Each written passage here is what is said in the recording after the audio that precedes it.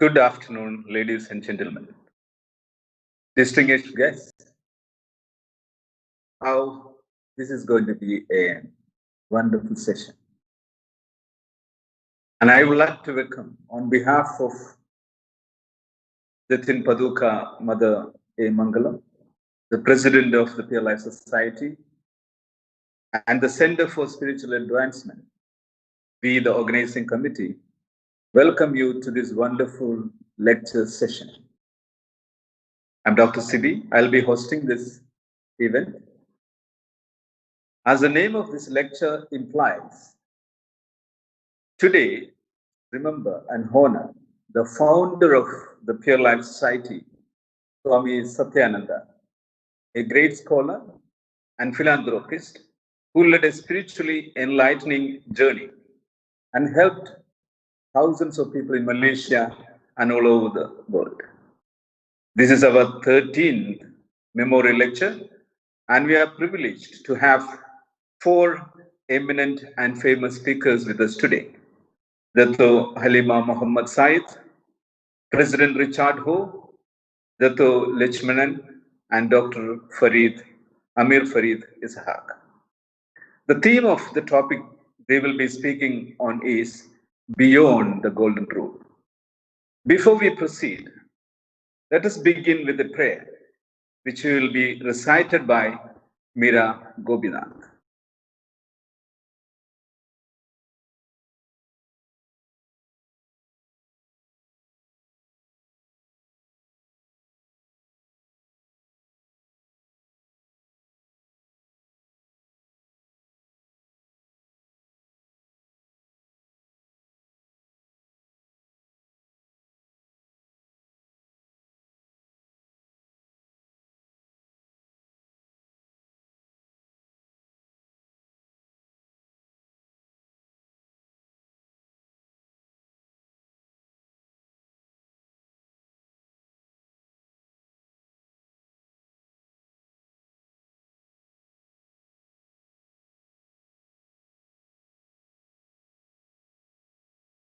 सर्वेषां स्वस्तिर्भवतु, सर्वेषां शान्तिर्भवतु, सर्वेषां पूर्णं भवतु, सर्वेषां मङ्गलं भवतु, सर्वे भवन्तु सुखिनः, सर्वे सन्तु निरामयाः, सर्वे भद्राणि पश्यन्तु, मा कश्चित् दुःखभाग् भवेत्, असतो मा सद्गमय, तमसो मा ज्योतिर्गमय, मृत्योर्मा मृतङ्गमय. Om Shanti Shanti Shanti.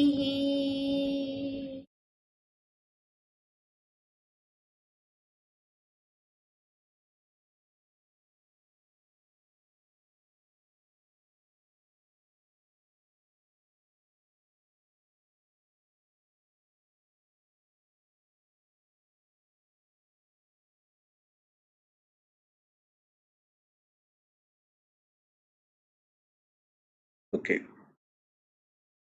Before that, I should give an introduction. Okay. I could not hear anything what's happening there.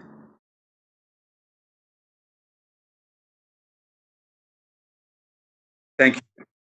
Yeah. Thank you, Meera, for that prayer. Before we go into the next, I would like to welcome the President of our Pure Life Society, Jatin Paduka, Dr. Mother Mangalam, to give a welcome note. And please listen to this recorded video. Thank you. My heartfelt welcome to all the speakers and the chairpersons, as well as you, the audience, who have taken the trouble to switch on your computers. This time, during the 13th Swami Satyananda Memorial Lecture, we are having a webinar instead of a seminar. It's a new word, I think, coined just for this occasion. Whoever thought of the word must be really a thinker.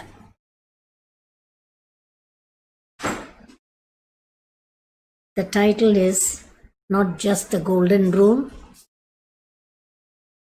I still remember hearing the Golden Rule for the first time when I was in Standard 1, when my Standard 1 teacher put it across the board as do unto others as you would want others do unto you, which I couldn't understand. We were told to repeat this every day before our classes. Of course, I was studying at the Raffles in Singapore. It took me some time, in fact, some years, to be able to understand that properly. And today, it's not just do unto others as you do want others to do unto you, but it is going beyond that.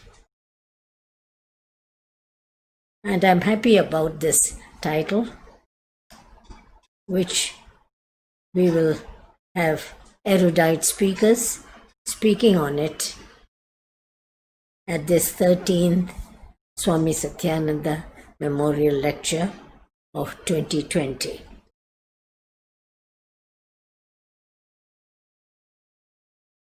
We have got, I find, wonderful speakers. Of course, you all know Dr. Amir Farid bin Shahak, who has been with us for many, many years at interfaith programs. He is very much involved in interfaith activities, and he is again come amidst us. And I don't know whether you know that he is the head of the Interfaith Spiritual Fellowship, which we have been running for quite some years. When I say we, I mean the Pure Life Society. Then we have Richard Ho, and he, I find, belongs to the Church of the Latter-day Saints. The Latter-day Saints group, they are not foreign to us. They have been with us and working with us for several years. But for some time, I have been not very much in circulation, so I miss meeting them. And I'm glad that he, as their representative, have come to talk. Dato Haririma, I've known for quite some years. I have approached her a few times earlier.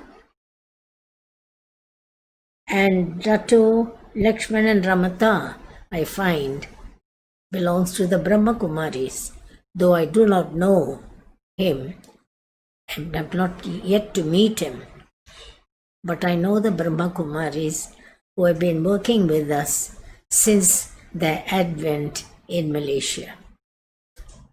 So all the four of them are not foreign to us. And this going beyond the Golden Rule, as you know,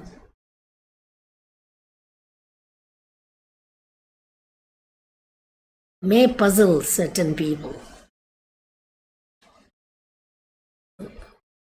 The Golden Rule says, what others do unto you, do back.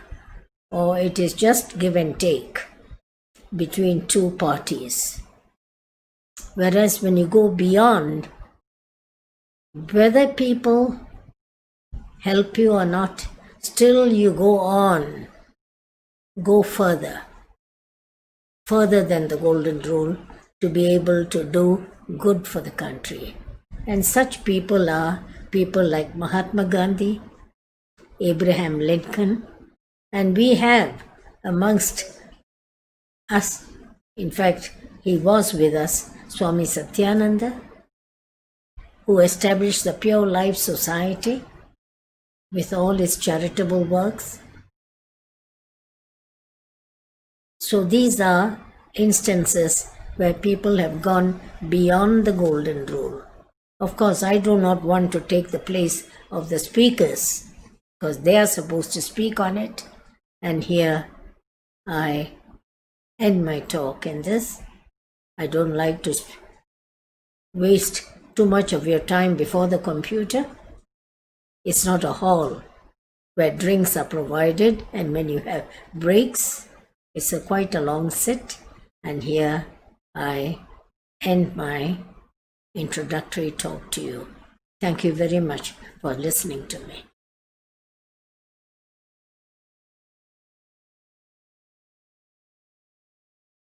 All right. So after that, I will introduce the talk. Yeah. Thank you. That was a very warm, welcoming introduction by Thin Paduka Madhamangalam, the President of Pure Life Society. Now we will go into the main theme, beyond the golden rule. That's the theme today. You all know the golden rule, which is, you can see now, treat others as you would like to be treated. This is something which we have all heard. In most of the religions, we can actually see this. But we thought, why can't we just go a little more above that, beyond? How are you going to do this? Listening to the theory is different. How do we practically incorporate this theory, the golden rule, into our life? What are you doing? How can it be actually practically possible? So today, we have one of the eminent speaker, a famous speaker, our first speaker, Dato' Halima Muhammad Said. Halima Muhammad Said was a school teacher and university lecturer for the past 32 years before starting advocacy work through her writings in 1998. She was founder president of PICO, Association of Voice of Peace, Conscience and Reason. President from 2010 to 2020, and a committee member of Dialogue Rakyat. She was recently appointed to team Ahli Predicate of Unity of Ministry. We welcome, on behalf of the organizing committee, Dato' Halima Muhammad Said to give the presentation. Thank you. Thank you very much, Dr. Sibi, and good afternoon to my fellow panelists, honored viewers and participants. Yes, as Dr. Sibi has just introduced, the theme for our talk today, our webinar, is the golden rule. Do unto others as you would have them do unto you. And the corollary is, of course, don't do unto others as you would not want them to do unto you. But I find this statement very vague. So I'm going to skip that saying and go straight into the basic presumption or the basic premise for our discussion today, which is compassion, which is the golden rule which lies at the heart of all major faiths and religions. Verses in the holy books call out to the faithful to show compassion in the footsteps of the great prophets who promoted the golden rule during the periods of history in which they lived. These great sages of spirituality believed that a truly compassionate ethic served humanity's best interests and created a society in which people truly cared for and helped one another. Indeed, the seat of compassion is said to lie in the hearts of the people who faithfully follow the tenets and teachings of their religion.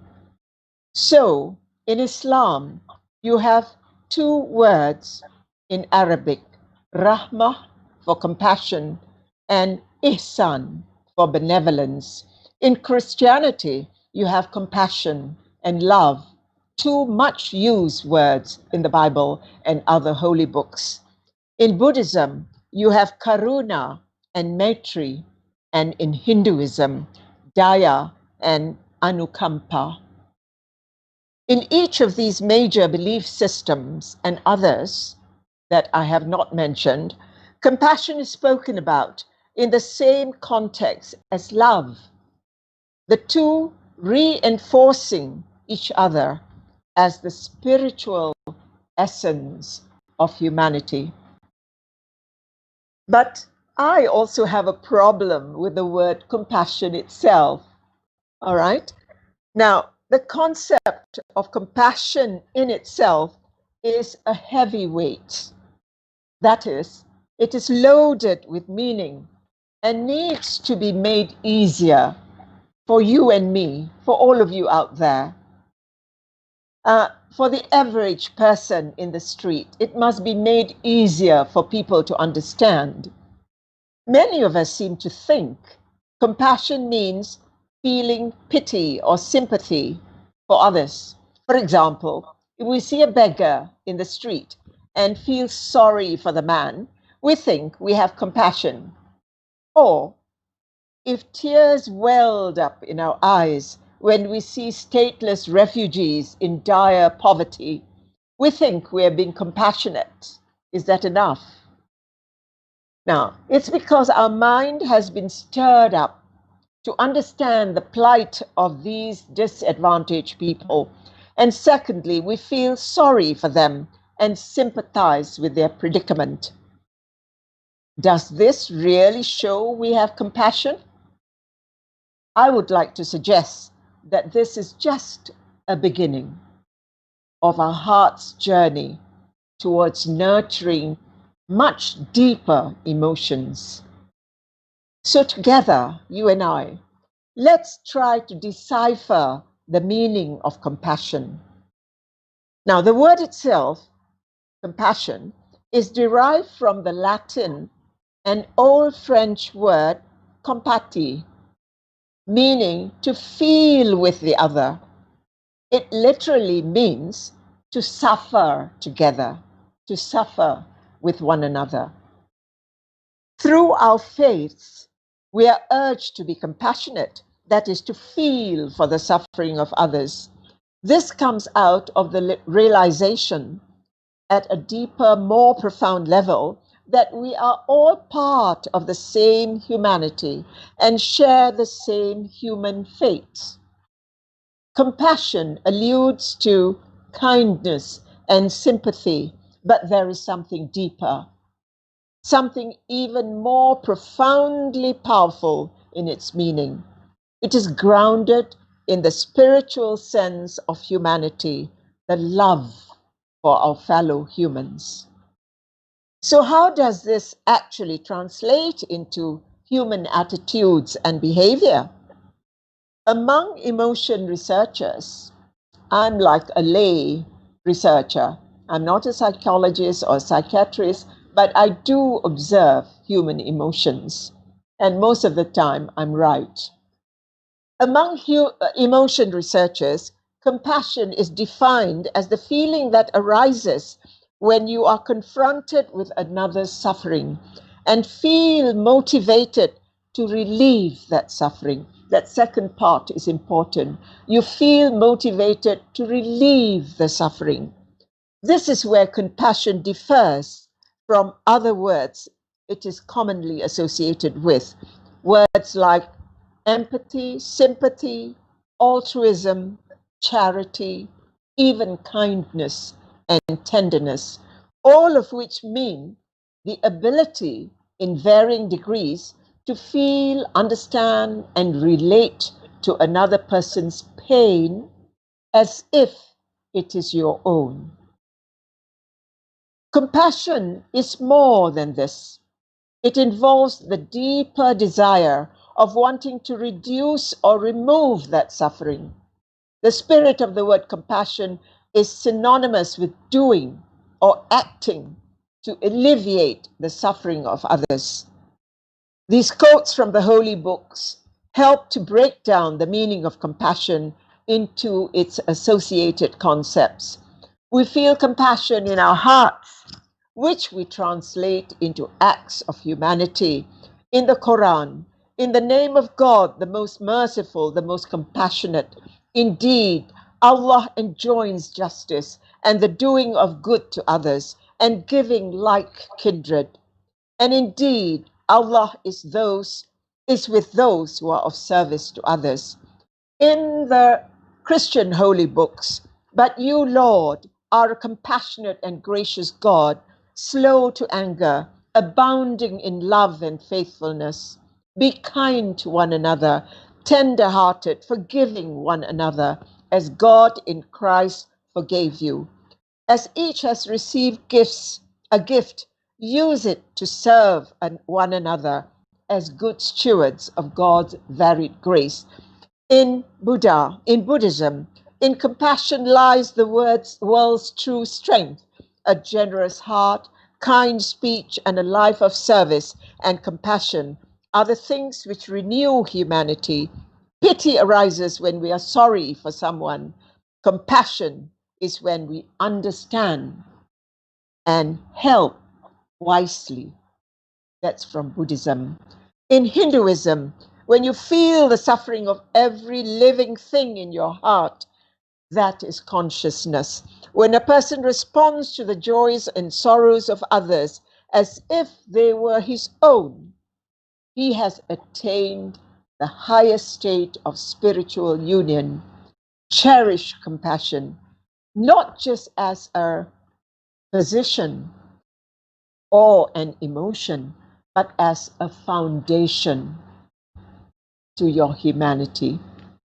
Now, so every single one of these faiths regards compassion and the golden rule as the litmus test of the true spirituality of man and sees it as one of the ways in which we come into relation with the power, the supreme power that we call God, Allah, Nirvana, Brahman, Tao, etc. My religion is kindness, says the Dalai Lama. Faith that moves mountains is worthless without charity, said St. Paul. The golden rule was the essence of Torah, said Rabbi Hillel. Everything else was only commentary. The bedrock or the essential message of the Quran is a summons to build a just and decent society where there is fair distribution of wealth and vulnerable people are treated with absolute respect. The religions also insist that it is not sufficient to confine your compassion to your own group. You must have what one of the Chinese sages, Jian Ai, concern for everybody, for the stranger, for your enemies, for your neighbor, even those that hate you. Now, it's a tall order, tall order, which many of us will not be able to manifest in our lives.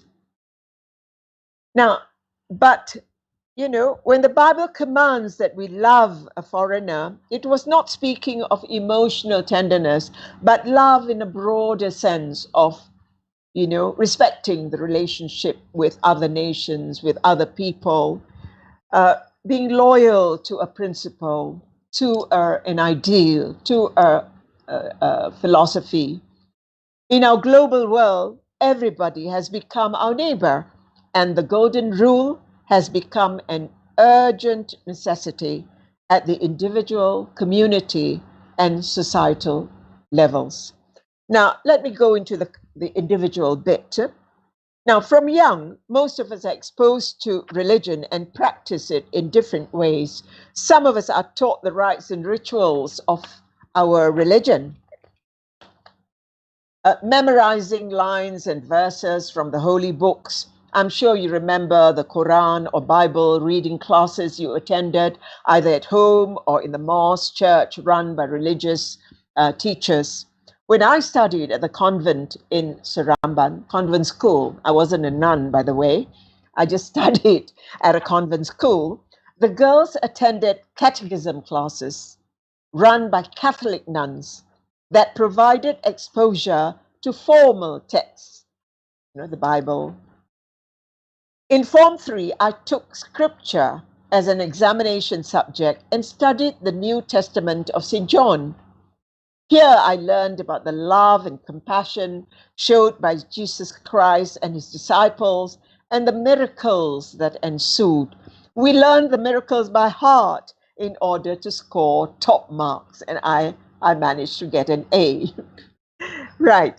Now, my introduction to the Quran at home was somewhat less inspirational, as the old Ustazah made us read the Arabic verses mechanically while she slept. She dozed off because she was a bit old, with no explanation or stories about Prophet Muhammad and what he and his Sahaba did to enhance our understanding of Islam. So as a 5-year-old, I could recite the Quran, but I didn't know what Islam was all about. Today, my grandchildren are so much luckier. They are exposed to stories about the Prophet's life and times, so they appreciate Islam so much better. Rote learning is certainly not the right kind of exposure to religion. Now, this comes to the heavier part. It is true that some of us seem to feel and manifest compassion in our deeds more than others. Why? Now, but does that mean we are innately kinder? Or does it mean we have a better understanding of human sufferings because we have been exposed to more of it, either directly in our lives or through the books and newspapers we read, or the films and videos we watch, and all those online pictures and links that we are exposed to by the minute. Thus, whether this feeling of compassion is instinctive, right, or learned, or can be learned and nurtured, is something worth exploring. I think it is something that we can learn. True compassion, as has been defined above, comes with a will to help alleviate these sufferings. This is a mental state. I think it becomes a mental state. It leaves your heart and becomes a mental state, which can be developed through education, exposure, and experience. 3 E's of compassion, so to speak. We can cultivate compassion, first among the adherents of faiths and religions, second among the non-believers. I'm not sure whether atheists and agnostics are considered as non-believers, and third among those, the wrongdoers, those who abuse laws and commit crimes. Through doses of education, exposure, and experience, people can be guided and re-guided through the steps of imbibing greater compassion in their lives. That's what I believe. And I manifest it in my community work. And an effective way is through self-motivation and learning. Am I like reaching the end of my 20 minutes? You have another 4 minutes. Oh, good. Right. So we must be self-motivated. and we must self-learn. We must be self-conscious, where opportunities are created for groups to engage one another in dialogue and discussion, such as in this webinar today. True dialogue has to be based on a firm sense of one's identity. Don't convert me to Christianity. Don't convert me to Buddhism. Let me remain in Islam as a Muslim, and I will share with you the teachings of Islam as far as compassion is concerned. Now, we should not be like trying to find this middle ground for everyone, because some of us are extreme in our feelings, yeah?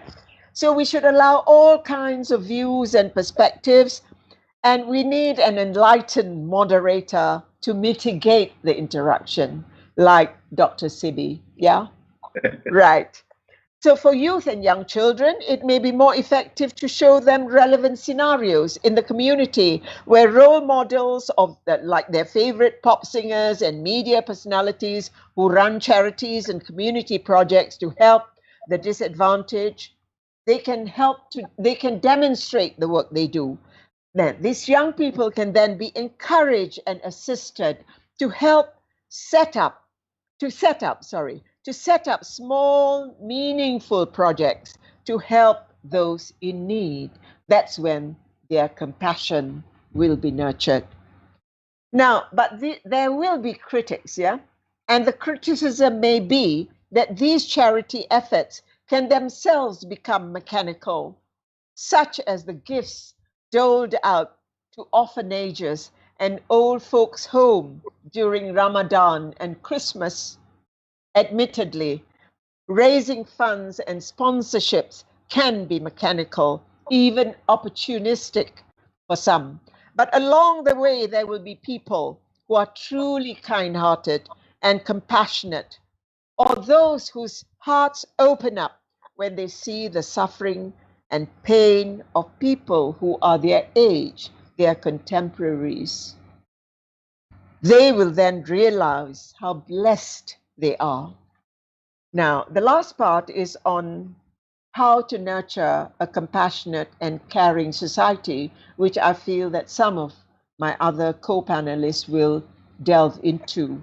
So perhaps I can just end by saying, yeah, let us work together to manifest the golden rule in our lives, in the family, community, and society. Let us be creative and pragmatic in implementing projects and activities on the ground to try and solve moral, religious, social, and cultural problems of our time. Thank you so much for listening. Thank you, Dato. That was a very wonderful presentation. Dato was trying to tell us that don't do things which you don't want others to do to you. That's how Dato started it. Actually, giving compassion, Dato was actually concentrating more on the subject matter of compassion from this theory of beyond the golden rule. So compassion doesn't mean just feeling pity or just sympathetic to people. You should feel the compassion, you should have the feeling to serve the others, which every religion is trying to say that. And this is like a litmus test for us, for the human being, this compassion, that we have to be compassionate. We are part of the same humanity, and love for our fellow human being is more important than anything. And every religion is trying to say that. Christianity says forgive one another. Islam says serving others is the best way to be compassionate.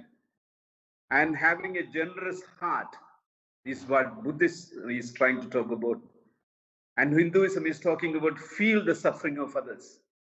So this is how you should, and how to bring that. Dato was telling, cultivate it. Whether the believers are the non-believers are the wrongdoers are there, cultivate it through education and experience it.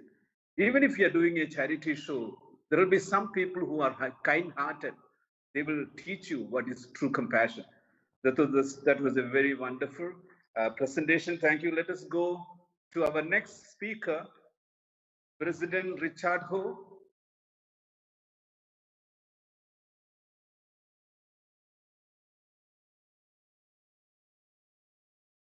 President Richard Ho Kok Leo, is a civil engineer with interest in traffic engineering, with over 25 years of experience as consultant with SFHB Center in Bihar. He lived in Japan as doctoral student and missionary for the Church of Jesus Christ of Latter-day Saints. His talk, Beyond the Golden Rule, discusses how Christians subscribe to higher laws than the Golden Rule. And here we have President Richard Ho, please. Thank you very much, Dr. CB, and good afternoon to our listeners and all those who are listening in, and also to our panel, my distinguished speakers, my fellow distinguished speakers. I feel very humbled in the presence of our distinguished speakers, Dr. Halima, Dr. Lachmanan, and Dr. Amir. They have done so much, contributed many years in community goodwill service and to promote inter-religious unity.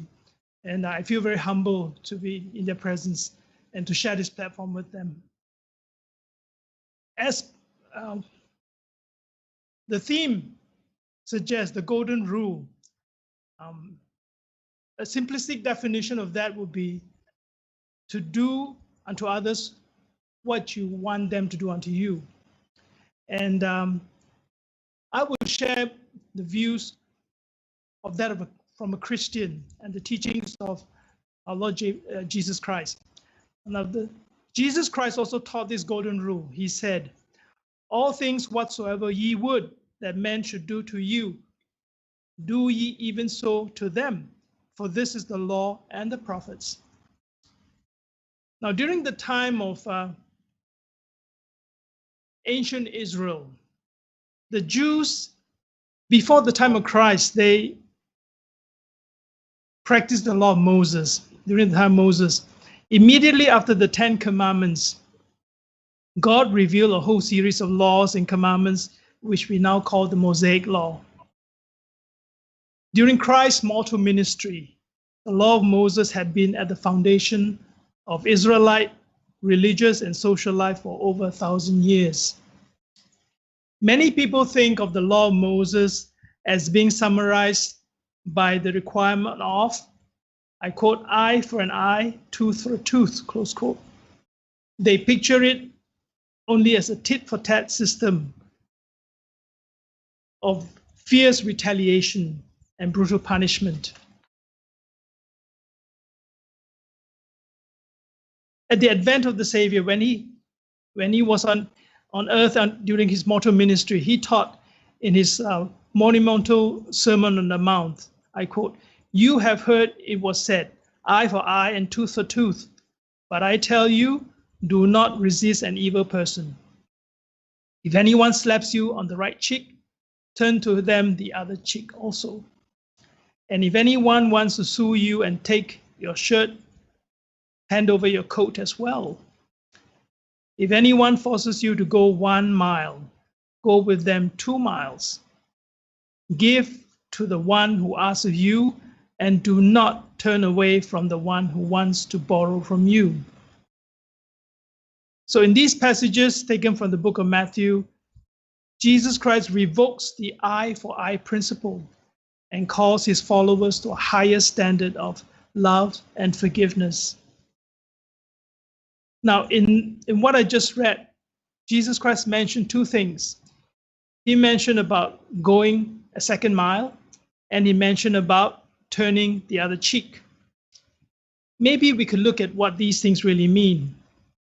Now, during the time of Christ, the Roman soldiers could force the citizens of Israel to carry their backpacks for 1 mile.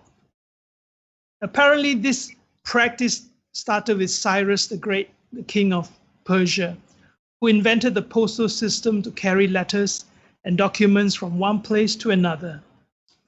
To make his system work, any courier could force anyone to carry the mail for 1 mile, but only 1 mile. The Romans adopted this system for the military to keep their soldiers from getting worn out from carrying heavy backpacks, which weighed over 60 pounds. The Roman soldiers could compel any Jew to carry his backpack for 1 mile. Roman roads had mile markers, similar to what we have on our interstate highways today.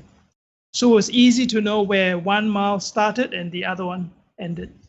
So if anyone refused to do this, he would be flogged. Naturally, the Jews hated the Romans because, number one, they were the foreigners running the country, and number two, they had to pay taxes to Caesar.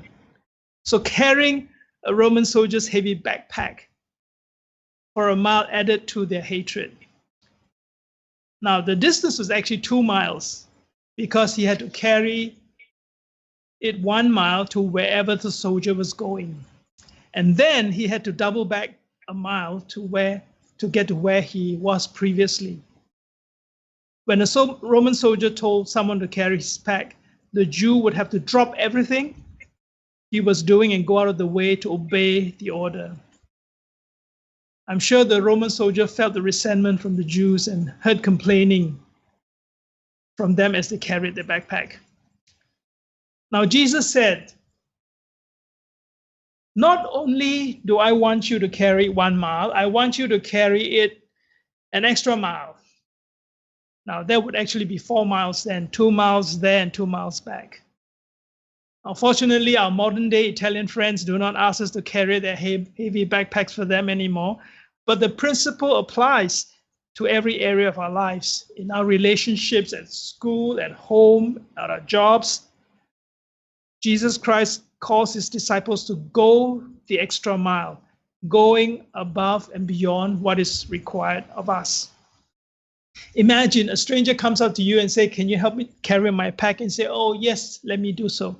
And then you joyfully start walking with him, along with him. And at the 1 mile mark, he says, "Okay, you can now put it down." But you say, "I would really like to carry it another mile for you." And that will really make him wonder, why is he doing this? Now think of what an impact your action would have on this person as you live this higher law. Jesus Christ said, "Do not repay anyone evil for evil. Be careful to do what is right in the eyes of everyone. Do not be overcome by evil, but overcome evil with good." Now, when we serve, sometimes our attitude is just as important as the action of serving. Don't just go the extra mile with bitterness and resentment. Go 2 miles with cheerfulness and good grace. Don't always think of your liberty to do as you like. Be always thinking of your duty and your privilege to be of service to others. To me, the first mile is doing the minimum that's required, the golden rule. The second mile, however, is going above and beyond, doing more than expected, the higher law. What about the other cheek? Now, the law of Moses allowed for retaliation, but Jesus Christ calls for reconciliation. Now, if you're struck on the right cheek, it implies that it is a backhanded slap by a right-handed person. Otherwise, if he were to slap you, he would land on your left cheek. But when the Savior said that you would slap a person on the right cheek, means it's a backhanded slap, which is actually a symbol of being personally insulted. So to turn the other cheek meant to ignore the insult, to not retaliate. It doesn't mean that we're asking people to allow us to hit us, but to show the aggressor that there's a right way to handle things peacefully. To do the unexpected, to meet anger with love, to meet disappointment with hope, to hold back when we want to lash out, to ask God to help us to do the right thing. Instead of striking back with violence, meaning to fight, or to run away, meaning to take flight, there is a third way that involves disarming, surprising, and overcoming violence with the force of love. We can win battles of the heart by turning the other cheek. The Apostle Peter said, "Do not repay evil with evil or insult with insult. On the contrary, repay evil with blessing, so that you may inherit a blessing." I see you very well. Now, one thing that sets Jesus' teachings so radically apart from that of the religious leaders of his time was that those religious leaders emphasized the negative, what not to do. For instance, do not murder, do not steal, do not commit adultery, etc. In contrast, Jesus Christ stressed positive action, what we should do. Don't just refrain from killing your enemies, love them instead.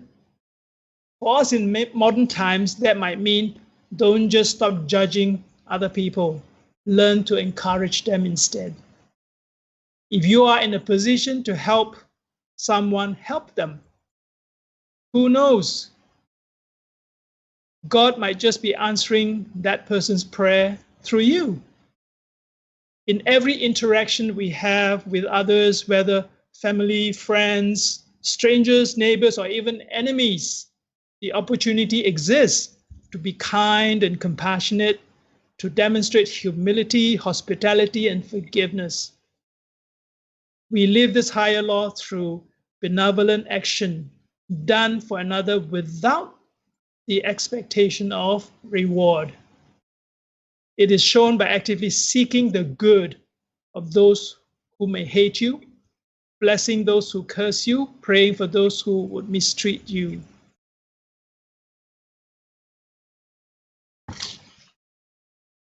In his Sermon on the Mount, Jesus Christ taught, "You have heard that it has been said, love your neighbor and hate your enemy. But I say to you, love your enemies, bless them that curse you, do good to them that hate you, and pray for them which despitefully use you and persecute you." Having established the doctrine of the higher law, the master teacher then went on to conduct a workshop so that his listeners can see the practical side of his teaching. He presented before them the case study of the Good Samaritan. Now, many of you may already have heard of the parable of the Good Samaritan. Now, in this parable, a Jewish man was traveling from Jerusalem to Jericho when he was attacked by some highwaymen who not only took what he had, but stripped him of his clothing and also beat him up, leaving him half dead. Soon thereafter, a priest came upon him, looked at him, but passed by without stopping to help him. After the priest came a Levite, who likewise took a look at the victim and similarly passed by without lifting a finger to help. After these two gentlemen had passed by, a certain Samaritan chanced to pass along, and when he saw the wounded man, he had compassion on him. The stranger from Samaria attended to the victim, dressing his wounds, and then setting him on his beast, probably a donkey, brought him to an inn and took care of him. The next morning, before he departed to continue on his journey, the Good Samaritan took out 2 denarii, the equivalent of maybe about 3 ringgit 50 cents, and gave that to the innkeeper and told him to take care of the Jewish man. He then asked that he then added that he would reimburse whatever extra expense that will be needed to tend to the wounded man when he came that way again. Jesus Christ then asked, which of these 3 men was the neighbor to the Jewish man? The answer was obvious, of course, the Samaritan. Now, maybe some background information would help us understand the power and significance of this parable and really bring out the moral of the story. The Samaritans were actually descendants of the Jews. We all know the wise King Solomon. After him, his son Rehoboam reigned, and in the 10th century BC, due to some unwise actions on his part, the Jewish kingdom was split into the northern kingdom of Israel and the southern kingdom of Judah, each having its own king. In 721 BC, the northern kingdom fell to the Assyrians, and many were led captive to Assyria. Some remained in the land and intermarried with foreigners planted there by the Assyrians. These half-Jewish people came to be known as Samaritans. The Jews, those of pure stock, despised and hated them and viewed them as half-breeds whose religion had been corrupted when their ancestors intermarried. Now, the fact that there was such dislike and hostility between Jews and Samaritans during the time of Christ gives the parable of the Good Samaritan such a powerful impact. The Samaritan is the one who was able to rise above the bigotry and prejudices that have resulted from centuries of hatred and mistrust to show mercy and compassion for the injured Jew after his own countrymen had failed to do so. Jesus Christ had taught this parable in answer to the question, "Who is my neighbor?" that a certain lawyer had posed to him. And he used this parable to show that everyone is our neighbor, even those we consider to be our enemies. Now, allow me to switch gears now and talk a little bit about Newton's laws of motion. Sir Isaac Newton, he postulated his 3 laws of motion in 1687 in his masterpiece Philosophiae Naturalis Principia Mathematica. I will focus on the 3rd law to draw an analogy which is relevant to our discussion this afternoon. Now, this is one rendition of the 3rd law that we are familiar with. I quote, "To every action, there is always an equal and opposite reaction." Close quote. Now, Newton's 3rd law states that when two bodies interact, they apply forces to one another that are equal in magnitude and opposite in direction. The 3rd law is also known as the law of action and reaction. And it's important to analyze problems of static equilibrium, where all forces are balanced and the bodies are at rest. For example, a book resting on a table applies a downward force equal to the weight of the book. And according to this 3rd law, the table applies an equal and opposite force to the book. This force occurs because the weight of the book causes the table to deform slightly so that it pushes back on the book like a coil spring. Thus, there is a state of equilibrium with no unbalanced forces that will cause the book to fall through the table. Similarly, the golden rule promotes a state of equilibrium where all parties are at peace and at rest. This state of equilibrium is like balancing things on a scale. Now, I'd like to show you an image of a Dutching. Look at the first image. Okay, this is a Dutching. This was commonly used in Malaysia as a reliable weighing instrument. For those who are unfamiliar, maybe you have seen this other image, the image, second image of another Dutching. Second image, please. Now, this is an image of a double pan Dutching. The double pan Dutching is a symbol of justice, equality, and fairness, and it's on the Malaysian Bar Council's logo. Now, important point to note that there is only one point on the scale where it balances. So to achieve equilibrium, the weights in the 2 pans at the both ends of the scale must be exactly equal, and there is no unbalance of forces. This is what the golden rule is, a state of static equilibrium. Now, let's say you want to weigh something on this Dutching. Let's say you want to weigh 1 gantang of rice. Now, that's a weight measure you don't hear often these days. Those of us who are not familiar with using the Dutching will find quite difficult to weigh out exactly 1 gantang, because like the proverbial straw that broke the camel's back, maybe the weight to get the perfect balance could be a single grain of rice. So in our relationships with other people, to maintain this fine balance requires that we keep a scorecard so that we tally what someone did or did not do, so that we can reciprocate in kind. You did this to me, so I will likewise do the same to you, whether it's something good or something bad, nothing more and nothing less. So to keep this state of equilibrium is like the golden rule. And to maintain this state is very difficult because we will always be keeping score and expecting our neighbor to measure up to meet our expectation. And when the other party does not measure up, then we feel that we have been shortchanged. The current unrest in America and elsewhere resulting in the BLM protests is an example of the unmet expectations of the aggrieved parties. Unlike the golden rule, the higher law that Jesus Christ taught is not a static law of equilibrium. It supersedes the law of Moses, which entitles someone who has been wronged to seek equal redress and compensation.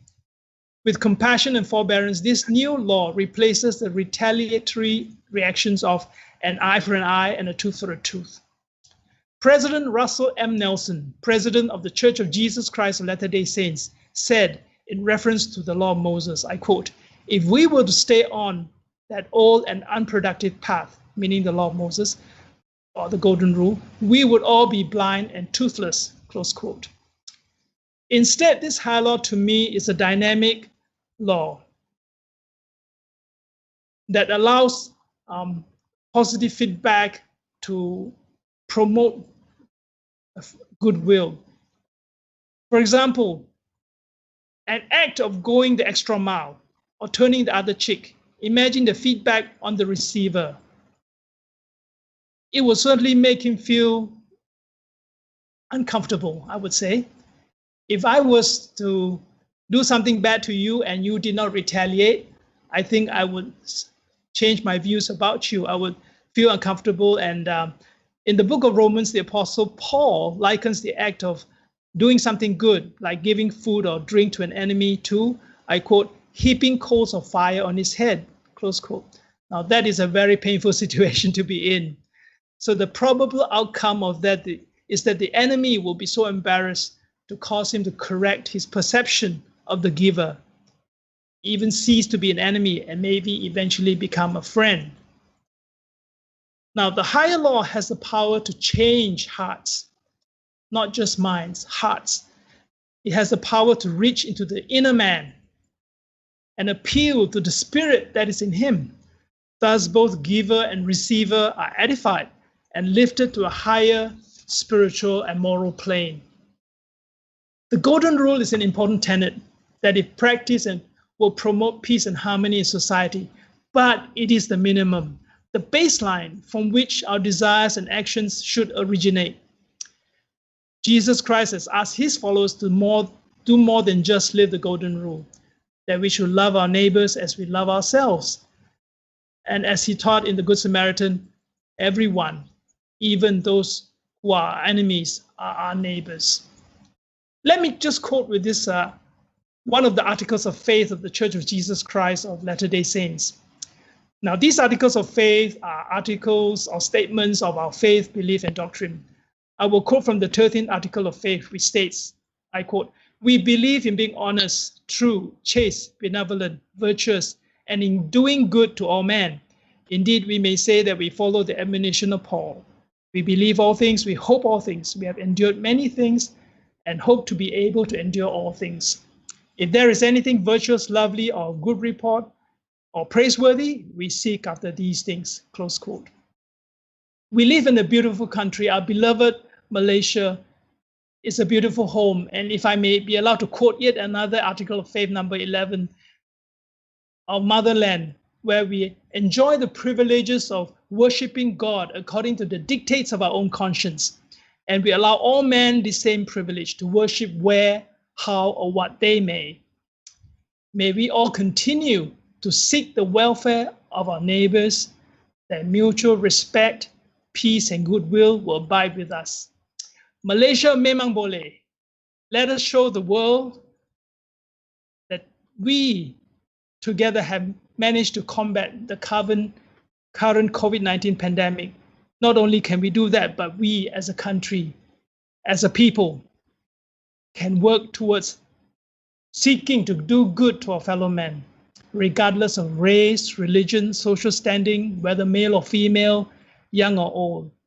All these will have no bearing or relevance to how we act towards others as we live the higher law.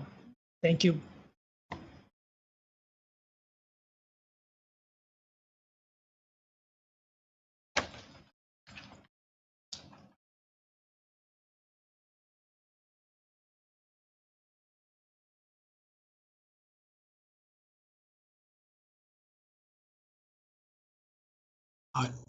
I noted that you muted Dr. CB.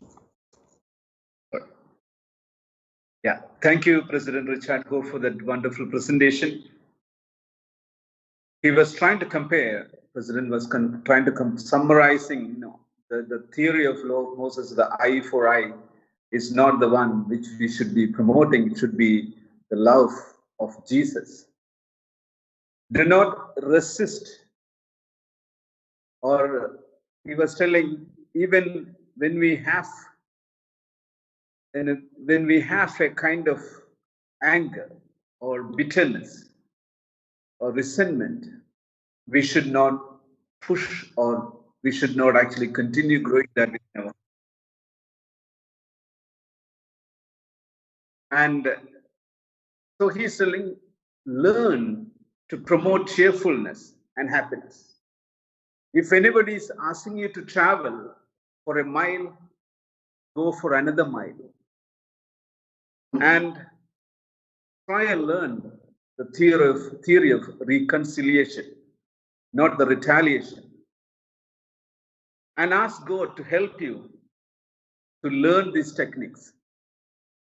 And when you are actually trying to learn anything in life, the practical thing is overcome the violence and the negativity with love. Then he explained about the Good Samaritan, how to go rise above the prejudice, and how you should learn to love your enemy with compassion, forgiveness, and kindness. So golden rule, according to Richard Ho, it's a minimum base for us to start with a wonderful life with love and forgiveness and kindness. He also explained about the Newton's law, that for every action there is an opposite reaction. With that, thank you so much again, President Richard Ho, for that presentation. We will go into our next speaker, Dr. Lechmanan Ramadan.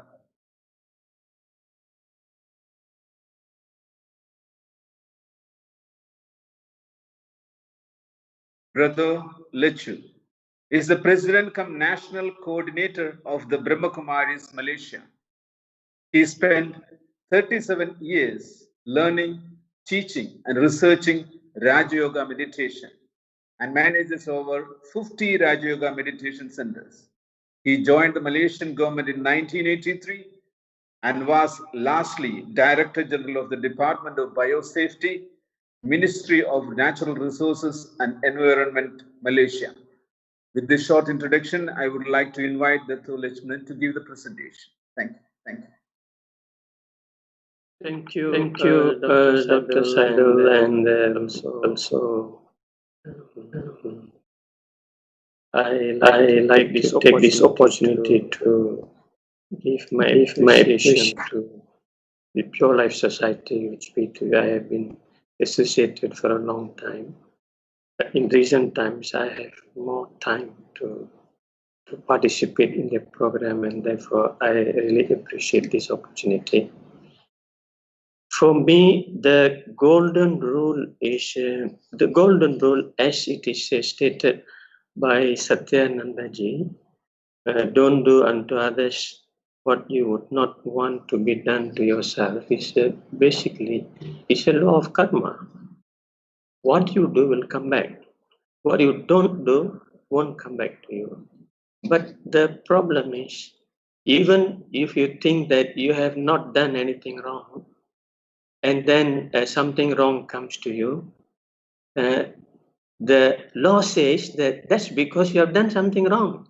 And you will say, no, I have not done anything wrong, because you cannot remember at what time and what is it that you did. So according to law of karma, whenever some problems are coming, whenever you're going through a state of depression or sorrow or disturb, the law of karma says you have done something in the past to somebody exactly as you're feeling now. This is the creation you created in that person, and therefore from that person you will have problems like this. This is law of karma. And this law of karma, is so deep, and every second we are involved in karma. We are thinking is a karma. Are you thinking in the right way? Are you thinking something negative? If you're thinking something negative, it's already wrong. Are you talking the right things? Are you motivating people? Are your words really bring somebody down, or are your words really pushing them up? And also in terms of real practical action, whether I am able to do something physically so that somebody feel that what I have done really makes their image elevated and they become so happy. So this law of karma is very deep, and we really have to be very attentive when we are engaged in just anything. You can't just blindly do things, because law of karma operates every second. So therefore, their problem will come, but people will blame others. They will not blame themselves because they are not alert. A responsible person will say, whatever happens to me, I am responsible to it. The moment I say I am responsible to it, the next step that I'm going to do is that how can I solve the problem? This is what I will think. But if I say that I am not responsible, but somebody created this problem, and so I have to fix them up before my problem could be fixed, this is wrong thinking. This is not spiritual thinking. In spiritual thinking, everything happens to you. I must take the responsibility of the ownership and then try to solve the problem. And in solving the problem, the main issue is not so much really talking to somebody about the problem they create and trying to come to solution. No, you will find that the real thing is I have to bring a change in myself, change in my mannerism, change in my character, change in my personality. Because a problem will be felt by you because you have weaknesses, because you have vices in you. So when there's a problem coming, your vices are waiting to come up from inside you so that they can live in you for a while, because the problem is giving them the food, the nutrients for them to be really able to use you and express themselves. So the way to bring the change is that we have to see that I am lacking certain quality. I'm getting angry because I am lacking the quality of love. Because if I have love, I will not object to anybody. I will accept everybody. And even if somebody angry with me, I will take it very easy. So therefore, the way he thinks is, the way a spiritual person thinks is that always, always, always, it is a question of bringing self-transformation. I use that golden rule and try to create an analysis. That is, I just take the example of respect. When come to treating others, I have a choice of treating somebody as I would treat myself. When I do that, I will be happy because I am doing my best. This is the best I could do. So I am doing it. And the person whom I am treating, probably he will feel happy if he thinks that I am doing my best. Or I want to treat the other person better than I treat myself. This is higher spirituality. To give minimum is nothing, but to give more than minimum is giving blessing to them, that whatever I have inside me, if a spiritual person, you will find that you always want to accumulate a lot of spiritual values. Your happiness you can donate, your peace you can donate, your love you can donate. This all doesn't cost anything, but just respect them, just talk to them in a sweet way, and they are empowered, and that empowerment can bring a lot of transformation. Or the other method can be, I treat others worse than I treat myself. So if this one would mean, for a spiritual person, both parties will be unhappy. If I am a spiritual person, and if I allow myself to degrade to a level that I am not in my norm, then that level of the stage I have at the point of dealing with others, it gives me little sorrow, because I ought to be higher than that. Or I am always very stable stage, but at this point of time I am not stable, so I am giving something that I am not so happy. This one thing. Another thing is, whenever we give whatever spiritual values, spiritual powers to others, it need not be the case that whatever you give will reach them, because people are at a different state of mind. For example, if you go to Rumana Yatim orphanage, you will not find all children happy. Some are not very happy, not happy. And if you really, out of so much of love, you go to the child and you try to transfer your feelings to the child, the child may accept or may not accept. The child may even run away because the child is seeing something very odd. The child never had somebody who is so loving and coming and giving that love. So the child refused to accept it. The child doubts that this is real. So people have certain capacity to take positive qualities. Not everybody can take the positive qualities to the maximum extent. So this is also, in a way, can become a problem as we are progressing. The thing is, in this world, there's so many crises. So many we can list out. But the greatest crisis the world is going through for years is the crisis of character. The whole world is going through a crisis of character. And because there is a crisis of character, all other problems are flourishing. Because character is not so good, a lot of problems are created and problems are sustained. So therefore, the real golden age is really for one to become a spiritual in their life, go deeper into spirituality. For me, this whole world is one family. We are all one family. The one creator is our creator, and all the creations belong to one family. We are not family of bodies. We are family of energies. We are families of soul. Therefore, between you and me, there is no difference. You are a soul, I am a soul, God is soul. You are light, I am light, God is light.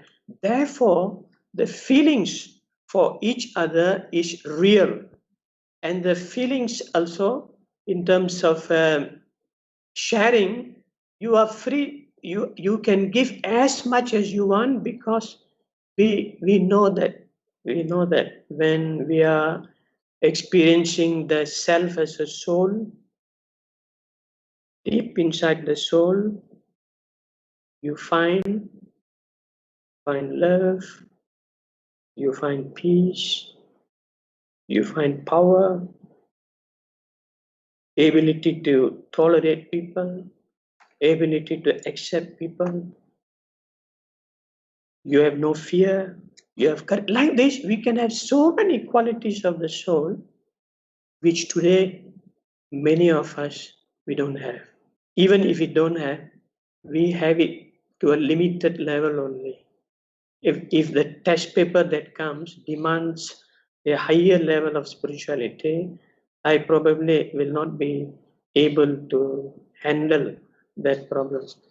So to me, it's we have to, all of us, we have to at some point realize that I am not this body but the soul, and that the soul has everything inside it for that to survive the life. And it has all the immune power, meaning to say that it has got stock of so much of positive power that even if somebody is negative, you will not be affected by their negativity, because you have the stock of positive energy inside you, and this stock of positive energy will not allow the negative energies thrown by people to enter me. And therefore I call it, this is immune power. This is the original power of the soul. Deep inside the soul has everything. So once we have this kind of a power, then you will say, what does it matter if people respect me or not? Does it matter that people must respect me? No. People don't have to respect me, because I have respect for myself. I know who I am. I know how much of good values that I have in me, and I know how these good values have helped me to transform, and I have helped others to transform. And in the process of transforming others, how as an outcome I experienced lots of happiness seeing the people's transformation. So this is spirituality. In spirituality, you develop control power. You become independent. In every situation, what supports you is your spiritual power, your spiritual values. So I take the support of my spiritual power and my spiritual value. So therefore, it doesn't matter if somebody says something bad to me, it's okay, because as I see them, is a member of the world family, member of God's family, and I see that that person also deep inside him, he also got these divine qualities, as much as God has got this divine quality. But today, because he hasn't got the awareness that he is a soul, he is not able to take out these divine qualities, and therefore what he is using is only based on the awareness that he is the body, and naturally his reaction to me will be negative, and I can accept it because he is my brother. He is my real brother. He is soul brother. People always say, we are one family. Human beings are one family. Our blood is all red in color, not different colors. But in the first place, we are not even bodies. We are the energies. So I find that in my own experience by doing meditation over 37 years, the awareness of the soul takes me beyond the body, and as I am bringing the awareness that I am a soul, I can feel the detachment from the body, meaning to say, I couldn't feel my body. I feel very light. So what is this? And this is what I am. So really, by practice, we all can have the experience of the soul and the qualities of the soul. On top of that, many people believe that God is somehow linked to light. In many religions, there is an indication of light. So actually, God is light, just like the soul. And therefore, if I want more, because God is the Father, Creator, I have right to take from the Creator. It's not that I have to ask God. It's not that I have to beg God. I really have to feel that I'm a creation of the Creator, and therefore I have a right to take whatever He has. So in that way, my mind becomes open to taking more spiritual powers and virtues from God, and in that way, your power also increase, and you develop a lot of confidence in our life. And with that confidence, whatever problem comes, you don't allow. The thing is, the problem cannot enter your mind because you are deeply absorbed in your inner qualities. It's locked. Inner qualities locks any negativities to come inside. So in that way, you are protected. Having said that, it's not that once you have the awareness of a soul, you will always, every second, you will have the awareness of the soul. No, not at all. It's only when you pay attention, you will have the awareness of the soul and the experience of the qualities. But other times, I may have forgotten myself as a soul, but I consider myself as a body.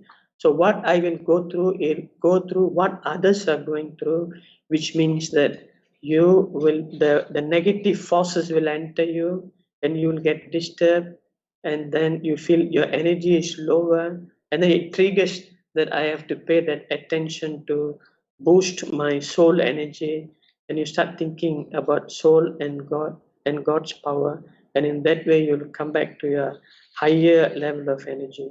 So to me, this meditation exercise is applicable to everybody, because everybody accepts there's one God. I think most people accept God is an energy, soul is an energy. These two is just enough for us to tap the energy in the soul and in God. Such a simple process. So I feel the way forward in the future is to discover this inner ability, and discover is not enough, but I have to practice it. Supposing, for example, no, God is love, love is in me. Okay, if love is in me, show your love. Somebody will come and shout at you. Whenever people are shouting at you, the way I think about it is, oh no, he's crying. He's crying for love. He's not shouting, he's crying for love. What he wants is, he wants something.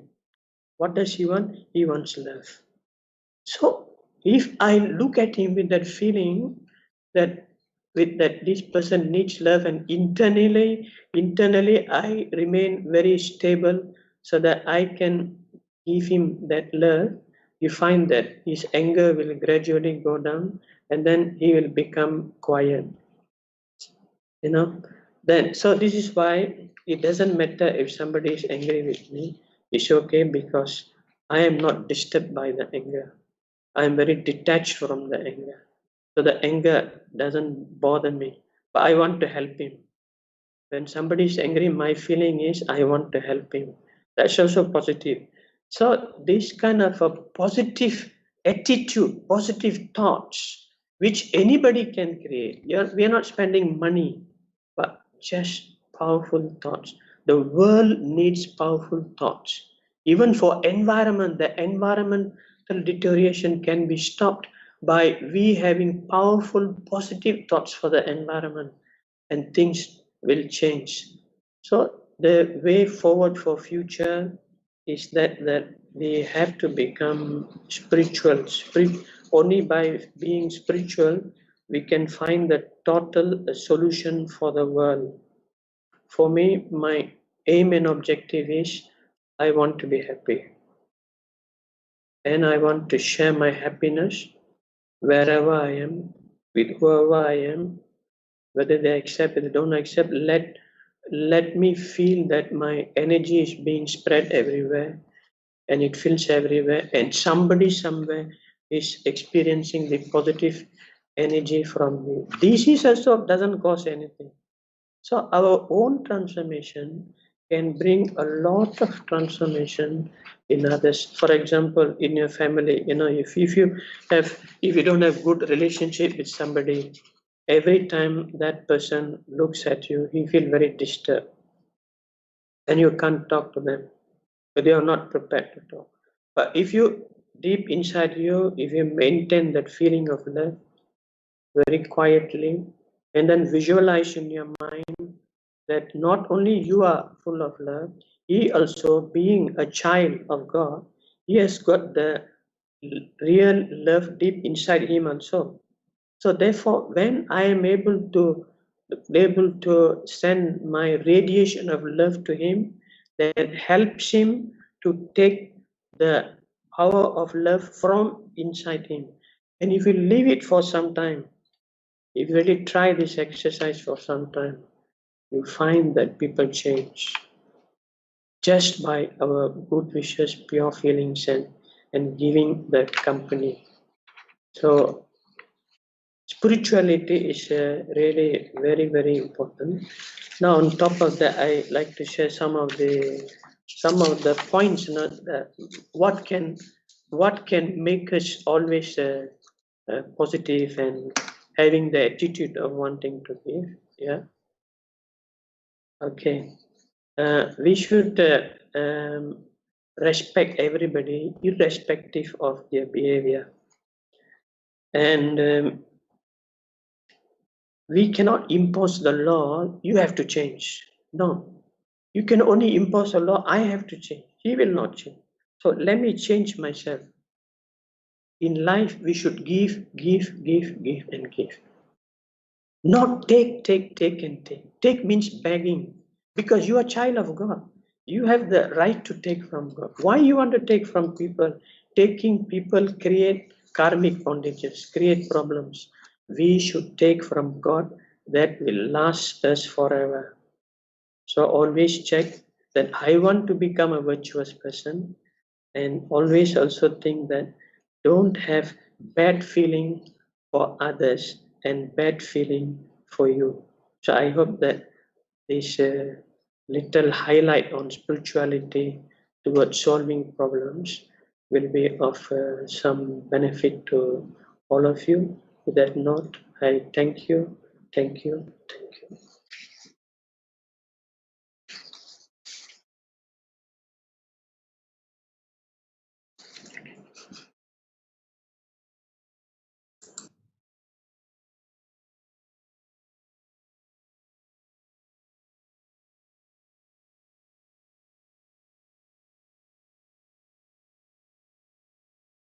Thank you, Brother Lechu. That is a very pleasant and lifting presentation. Brother Lechu was trying to explain to us the law of karma, meaning your suffering is created by your own wrongdoing, and nobody can actually escape from that. Trying to blame others without correcting yourself is not going to find any solution. And we should try to think, talk, and motivate the right way. Then only we can help others and help yourself. So when we are actually trying to create a good or be a good human being, the most important thing is a character. We should always try and fight with the vices we have. So when we understand, I lack something good in me, we should try to self-transform ourselves. By, even if someone is angry, we should not get angry, but we should understand this person's character is like that. We should try and treat him in a different way, which needs self-transformation, And for self-transformation, we need to learn how to respect others. And there is always a crisis of character in the whole world. That's why the whole world is in dilemma or in suffering. He also reiterates that we are families of one soul. That feeling of each other is real. And it's not just our body. So we should have the love, peace, and the tolerance and to accept others. We should not have any fear to do this. And we should not think that we are just the body, we are the soul. And through meditation, we can awaken our soul and to reach into a certain level or maybe a higher level of spirituality to help others to practice this golden rule in our life. So for that, we need to be present. We should be having the attention. And we should be happy with ourselves, then all we can bring or share happiness with others.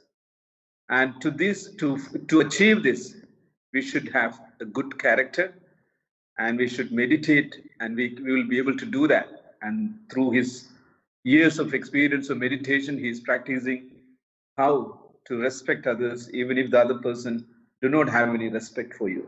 Thank you once again for that wonderful presentation. We are going to our next speaker, our beloved Dr. Amir Farid Ishaq.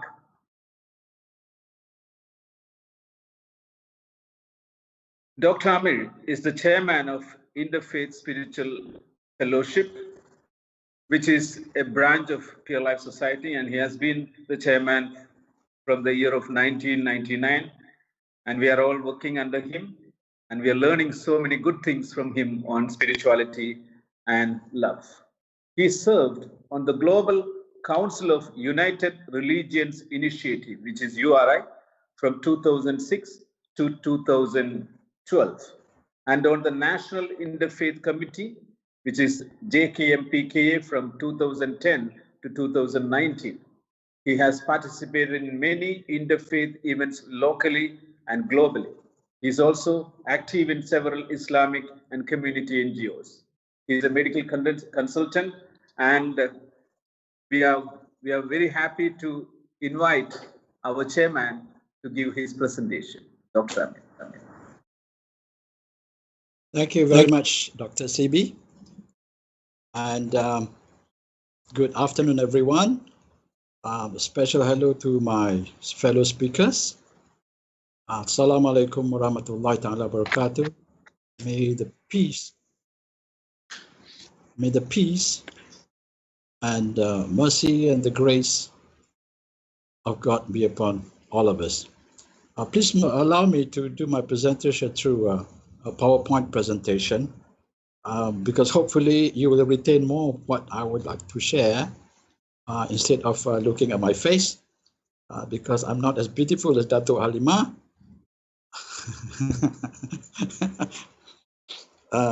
Not as handsome as President Richard Ho, and not as distinguished as Dato' Lechu. So can I share my slides now? Sure.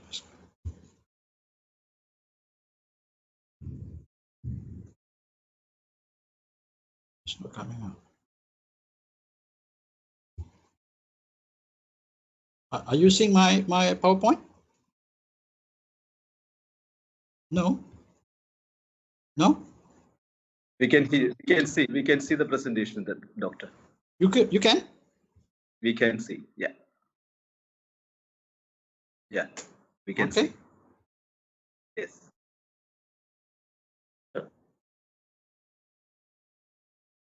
Is it okay?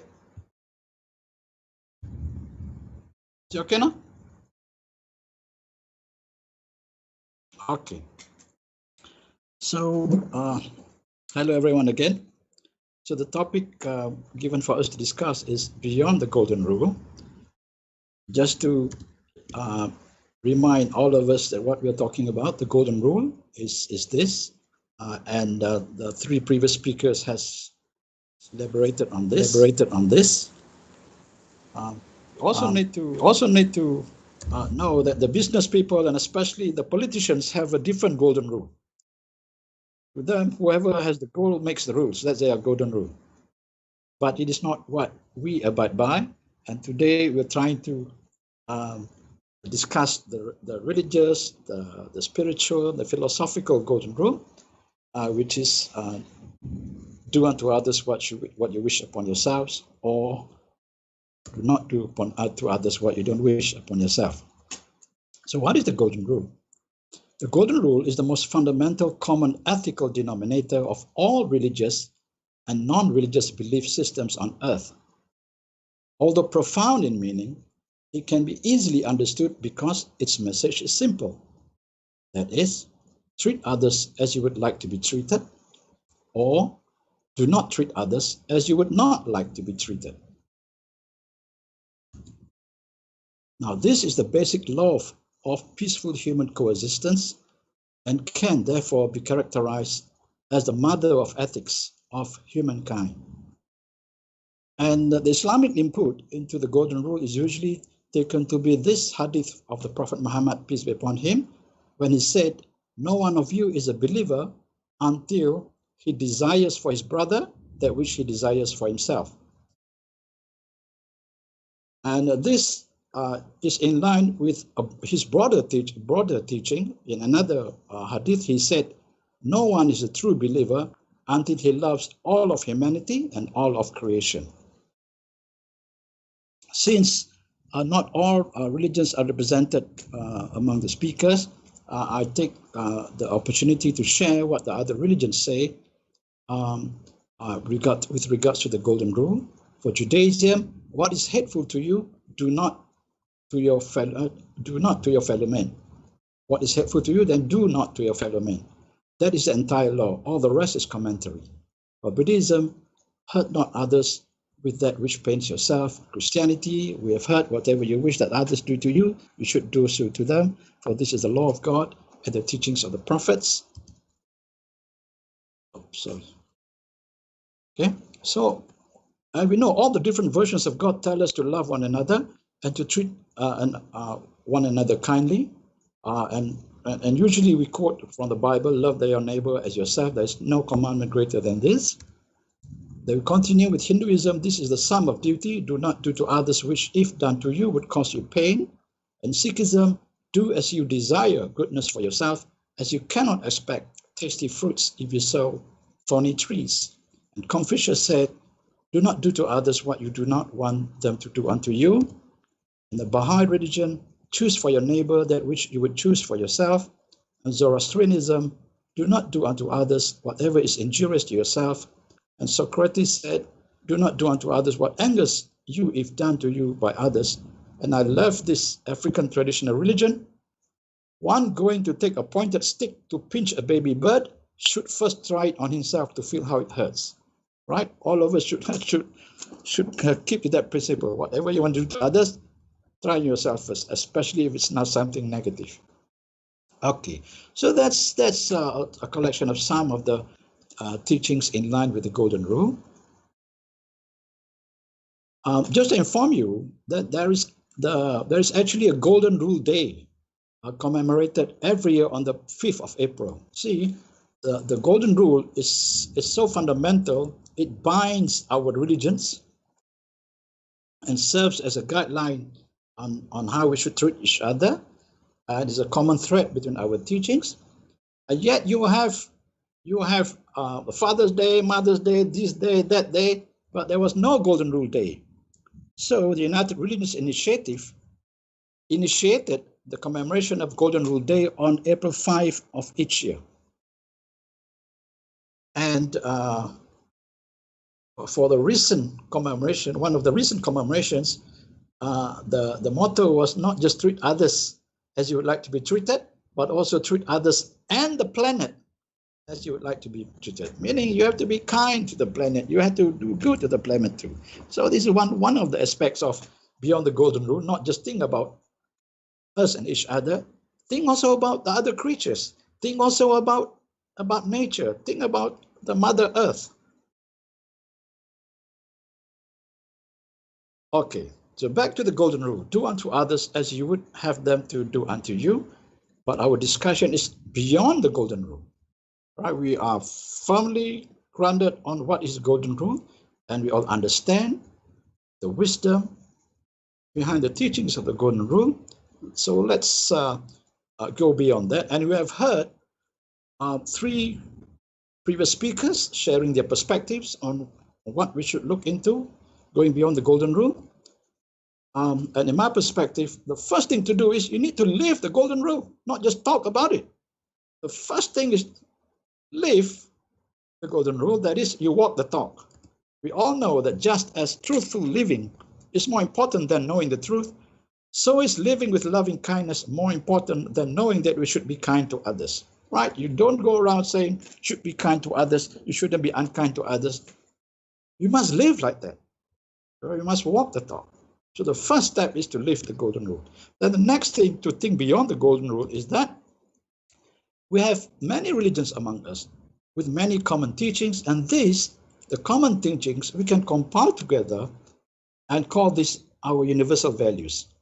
All religions teach the followers how to lead peaceful, harmonious, and prosperous lives. All religions teach us to respect all others, including those of other religions or of no religion. And there are many common teachings of the various religions, including atheism and humanism, and some of which can be regarded as universal values. So these are some of our universal values, and I've listed the ones that I feel are most important. And in my list, highest is justice and righteousness. Next come love, kindness, compassion, and forgiveness. And then you have truthfulness, honesty, and trustworthiness, respect for all, regardless of race, religion, color, class, wealth, nationality, etc., etc. Equality and equitability, I hope you know the difference.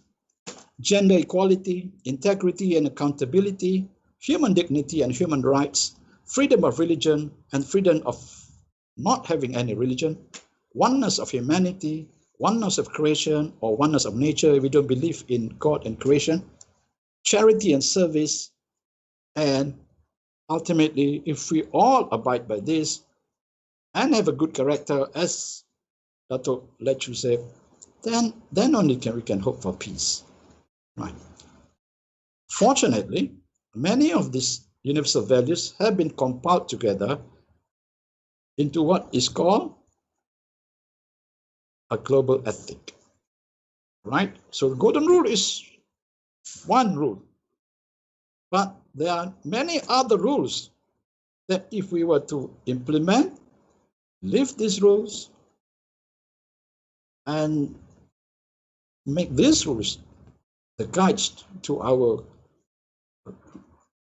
community and our lives living in nations, in our interactions in all fields, then the world has hope of being a peaceful place. So from the golden rule and living the golden rule, now we're moving to, I am proposing that we move to a global ethic with these universal values as the main values that we should imbibe, we should understand, and we should practice. So what is a global ethic? Global ethic refers to a set of common moral values and ethical standards which are shared by the different faiths and cultures on earth. These common moral values and ethical standards constitute a humane ethic or the ethic of humanity. Although the concept of a global ethic was first introduced by the Roman Catholic theologian and philosopher Professor Hans Kung in 1989 and endorsed by the Parliament of World Religions in 1993, it is a set of common principles which are as old as humankind. The global ethic is not a new religion or meant to replace established religious values, but a set of common moral values and ethical standards which are shared by all faiths and belief systems. It does not reduce the religions to an ethical minimalism, but represents the minimum of what the religions of the world already have in common now in the ethical sphere. The global ethic is not directed against anyone, but invites all, believers and non-believers, to make this ethic their own and act in accordance with it. So where does golden rule comes in? Well, the golden rule is the mother of all ethics, right? So the starting point of global ethics is the golden rule. Treat others as you would like to be treated. And the others, you can just summarize as every human being must be treated humanely, have respect for life, deal honestly and fairly, speak and act truthfully, respect and love one another. Okay, I would like to share some of the values listed earlier on, and since time is limited, I will just talk about justice, righteousness, and a little bit about kindness and compassion. Dato' Halima has talked a lot about compassion, and in fact, on November 12, 2009, the Charter for Compassion was released to the world. It was an effort initiated by the scholar writer Karen Armstrong, and hopefully, since it is already more than a decade, all the people of the world are more compassionate through the work of this Charter of Compassion initiative. So I want to share a lot on justice and righteousness, because to me, this is the value that is the most important. You cannot even talk about compassion if there's no justice. But on the other hand, even justice must be dispensed with compassion, right? So the two are interrelated. But if you try to be compassionate, but at the same time cause injustice, then you will cause disharmony instead of harmony. So whatever you do, you want to be kind, but you cannot be kind but cause injustice. So justice is always there. That's why you know that for us Muslims, for example, our heaven is in the feet of the mother, and in the Quran, God tells us that we cannot even say against our parents, and because is the mildest word that can be used. That means you cannot hurt your parents, you cannot disrespect your parents. But in this verse in the Quran, and this is the only instance where God commands us to fight our parents. O you who believe, stand out firmly for justice as witnesses to Allah, even though it be against yourselves or your parents or your kin. So in trying to establish justice, God tells us, fight your parents if you have to. If your parents cause injustice, if your parents support injustice, or your parents are a hindrance to you trying to establish justice, you have to go against them. So that's how important. So if it's important for God, then it must be important for us. Justice is the first thing that we should look for in trying to establish a peaceful, harmonious, and prosperous family, community, nation, and world. And justice here is justice in the widest sense. Okay, another verse in the Quran says, O you who believe, stand firmly for righteousness, and not let your personal enmity prevent you from being just. Surely, justice is the nearest to piety. Indeed, your Lord knows all that you do. So again, it is justice and righteousness. Of course, righteousness means many things. Not so many doing many right things. That's why the word is righteousness. But the highest value is justice.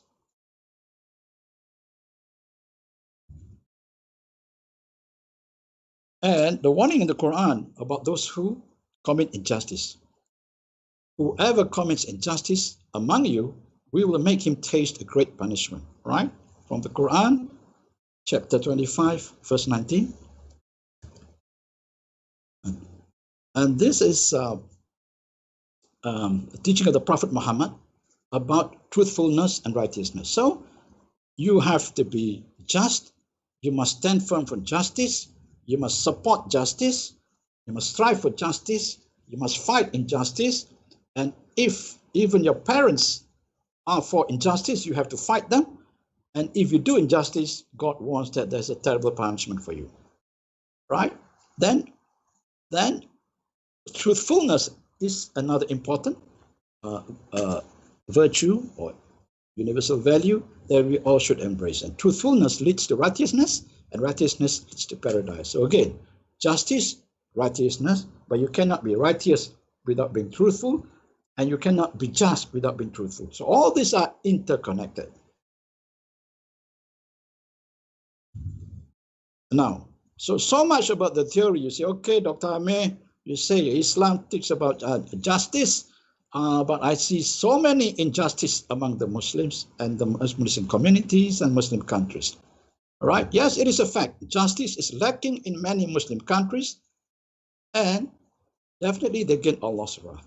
Now, this is the saying or the teaching or the advice of a great Muslim theologian scholar, Shaykh al-Islam Imam Ibn Taymiyyah. He said, Allah supports the country of justice, even if they did not believe in Him. And Allah never supports the country of injustice, even if they were Muslims. Okay, so from there you know that Allah supports the just non-Muslims, but not the unjust Muslims. Right? Totally against some of the so-called ulama here that says that you must support Muslims even though they are corrupt, or they are kleptocrats, or they are unjust, or whatever. And the excuse they give is that, oh, maybe one day they might repent. That is wrong teaching. Justice is very important, and whether you're Muslim or not Muslim, if you are just, you have God's support. All right, and from the perspective of a Muslim, you have the support of Allah if you promote justice. And the student of Ibn Taymiyyah, Ibn al-Qayyim, said, whichever path leads to justice is part of Islam and can never oppose it, meaning anything that is unjust is not Islamic. Anything that is just is Islamic. So that's how important justice is. Okay. All right, then we move to love, kindness, compassion, and forgiveness. The other speakers have talked much about this, so I can just glance through this. My time is coming up. So the Prophet Muhammad, peace be upon him, said, you do not do evil to those who do evil to you. Right? That's okay. But you deal with them with forgiveness and kindness. So one is established, it sounds quite firm to establish justice, but there must be a reason why you have to be firm. But justice dispensed and tainted with compassion, right, is not that tough, right? Because you can still dispense justice with love, kindness, compassion, and forgiveness, right? But be careful in trying to be too kind and too compassionate and then end up being unjust. Kindness, there is a reward for kindness to every living thing, the Prophet Muhammad saying. So it's not just, again, about just humans. So the golden rule and beyond the golden rule must apply not just to humans, but also to animals, to plants, to nature, to the earth. So we must go beyond thinking about humans. And then the need to be humble. Prophet Muhammad said, Allah has revealed to me that you must be humble towards one another. So again, this is in line with the teaching of the golden rule and the higher values beyond the golden rule. Okay, about charity, worshiping God, charity and service to humanity, and promoting peace and prosperity on earth.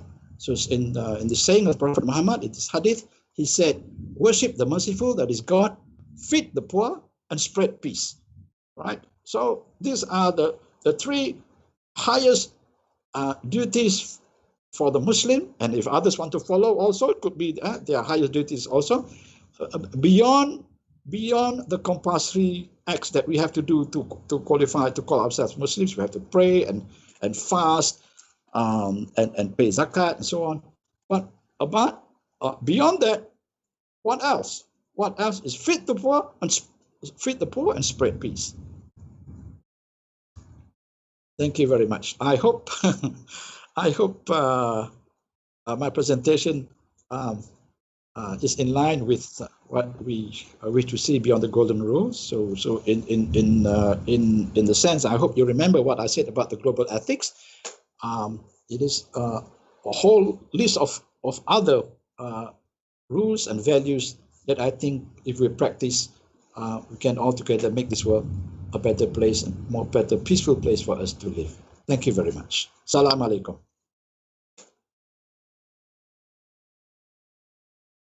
Okay. How do I get off his after escape?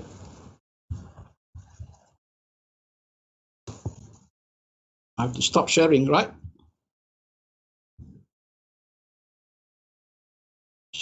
Stop sharing. Okay. Thank you, Dr. Amir. It is a very powerful presentation. To summarize it, this is a most fundamental ethical rule. The greater should be considered the mother of ethics and the greater commandment. There is basically treat other is what we are actually trying to learn. Dr. Amir also really reiterated that we should also treat the planet. That then we other planet means including all other creatures and the mother nature. And what we should do to that. How can we achieve this learning? How do we practice golden rule? Live with the golden rule. We should walk the talk. We should not be just listening only. We should practice that. And we should practice these universal values, the harmony and the respect. And there are many common teachings are in most of the religions, the equality, respecting, oneness. All these things has to be created into like a global ethic. There are a lot of common moral values, and all these things, as we like also mentioned about Professor Hancock. So forgiveness, kindness to everything. It's not only human being, all the creature. And there should be humility. We should practice charity. We should worship the merciful, feed the poor, spread the peace. So the justice and the righteousness is more important. We should respect for life. We should live honestly. We should speak and act truthfully. We should respect and love one another. Then only we can practice it. The truthfulness leads to righteousness, and the righteousness leads to paradise. And anything unjust is not Islamic.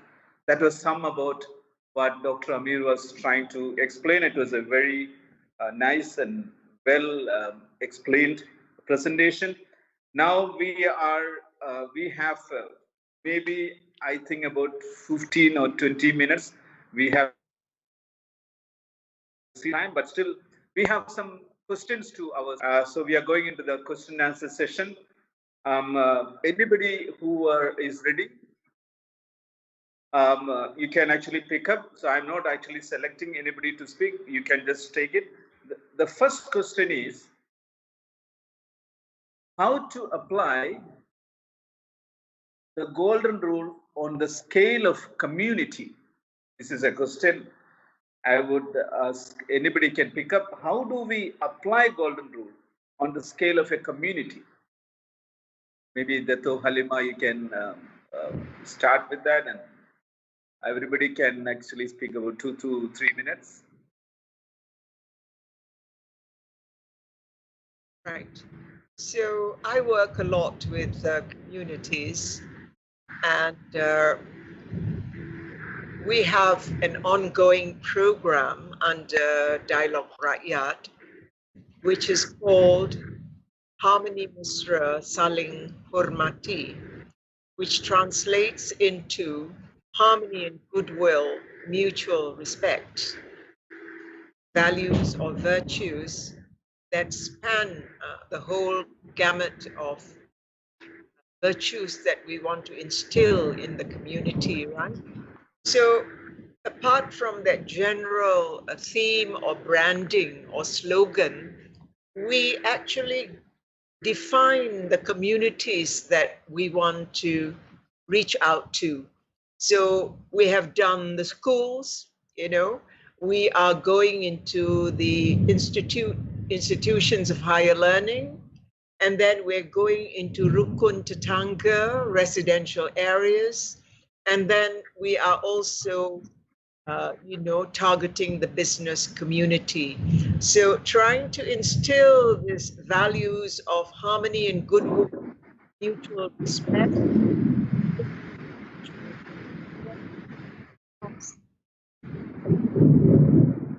that will actually build up national cohesion and unity, and of course the ultimate. Because I believe, personally, I believe that many of these things are ideals, even justice and righteousness, yeah, Dr. Amir, they are ideals societies aspire to, communities aspire to, and we as individuals try to live by. All right? But I think, as I said in my presentation, we can do a lot through education, awareness, and exposure, because not everybody has the same kind of exposure. Some of us are better educated than others. We live demographically, we are divided by, you know, demography. You live there, I live here, so our exposure is different. So by targeting specific communities, then devise activities that are relevant to them. All right. So in like trying to see different levels of the community, all right, then you cover the whole community, so to speak, and the whole of society. In fact, we're so ambitious, Dr. Ame may have heard of this, we want to start this movement, national movement, yeah? Harmony Mesra Saling Hormati. And I think it's doable, but you know, we need perseverance. And I don't think there'll ever be unity or peace. There won't ever be absolute unity or absolute peace. But at least we're taking the right steps in our journey towards these ideals. Thank you. Oh my God, thunder and lightning over here. Terrible. Okay, over to you. Thank you. That was very good. Brother Lechu, do you want to say something about it? Because you have been teaching meditation as well as sharing those chapters of meditation to people. How do you apply Golden Rule on the scale of this community level? Well, basically, having meditated for a while, you can see the transformation in yourself. And when there's a transformation, you are telling people, look at me, after practicing meditation, I have changed. And then the change is put into practice. It's not a temporary transformation. It's a real transformation. So the more I'm able to apply virtues in my life, which is the outcome of meditation, I will become more and more spiritual person, which means, as Dr. Ame was telling, walk the talk. Whatever you learn, put into practice, and then you become example for others. We can't change people, but we can become example for others. But what I really see in many places is there are no examples. A lot of teachings are done, but there are no examples. That's the main problem. We need examples. That's my response. Thank you, Brother Lechu. Dr. Amir, you want to say something? Maybe President Richard Ho can say first, so that I can take a break after speaking. After the last speaking. Okay, thank you, Dr. Amir. I'd just like to add on to what Dr. Halima said. All these things are ideals that we work towards, but we try our best, whatever efforts we can, to alleviate suffering, to help the needy. And here I'd like to just add that the Church of Jesus Christ of Latter-day Saints we have actually done a lot towards helping humanitarian efforts, especially when there's disasters throughout the world. We are there on the ground. Maybe some of you have heard about the Mormon Helping Hands. We have this yellow vest, and it says Mormon Helping Hands. And over here in Malaysia also, we have LDS charities or Latter-day Saint charities that help with those who are less fortunate.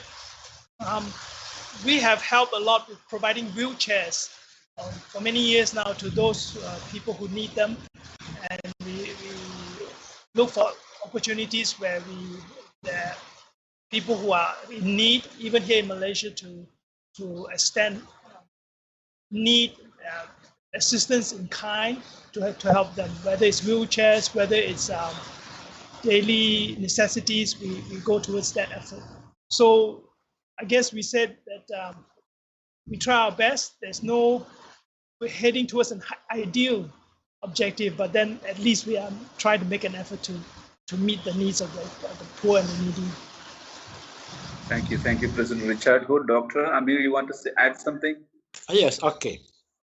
So I endorse whatever has been said by the three distinguished panelists with regard to bringing this message to the community. I feel that we have to think in four aspects. Number one, as I said earlier on, we first have to walk the talk. You cannot want to preach peace if you're not a peaceful person. You cannot talk about compassion if you're not a compassionate person. And then you cannot be preaching the golden rule if you don't practice the golden rule. You cannot practice all the other things that we discussed beyond the golden rule if we don't ourselves be the change that we want to see change, as Gandhi said. So each and every one of us must be the ambassador that Dr. Lecture says. Likewise, if we belong to an NGO or a group that is trying to promote this, then all the key members of the NGO that's trying to do this work, they all must first be ambassadors of these values, right? No point going to the ground trying to talk about compassion, and then you show different, different character. So first, everything starts with ourselves, right? You want to change the world, you want to make the world a better place. You must first be those. Of course, we're not prophets or saints ourselves, but we can try. Yeah, like there are ideals. We cannot achieve 100% of the ideal. 90% is okay. You cannot achieve 90%.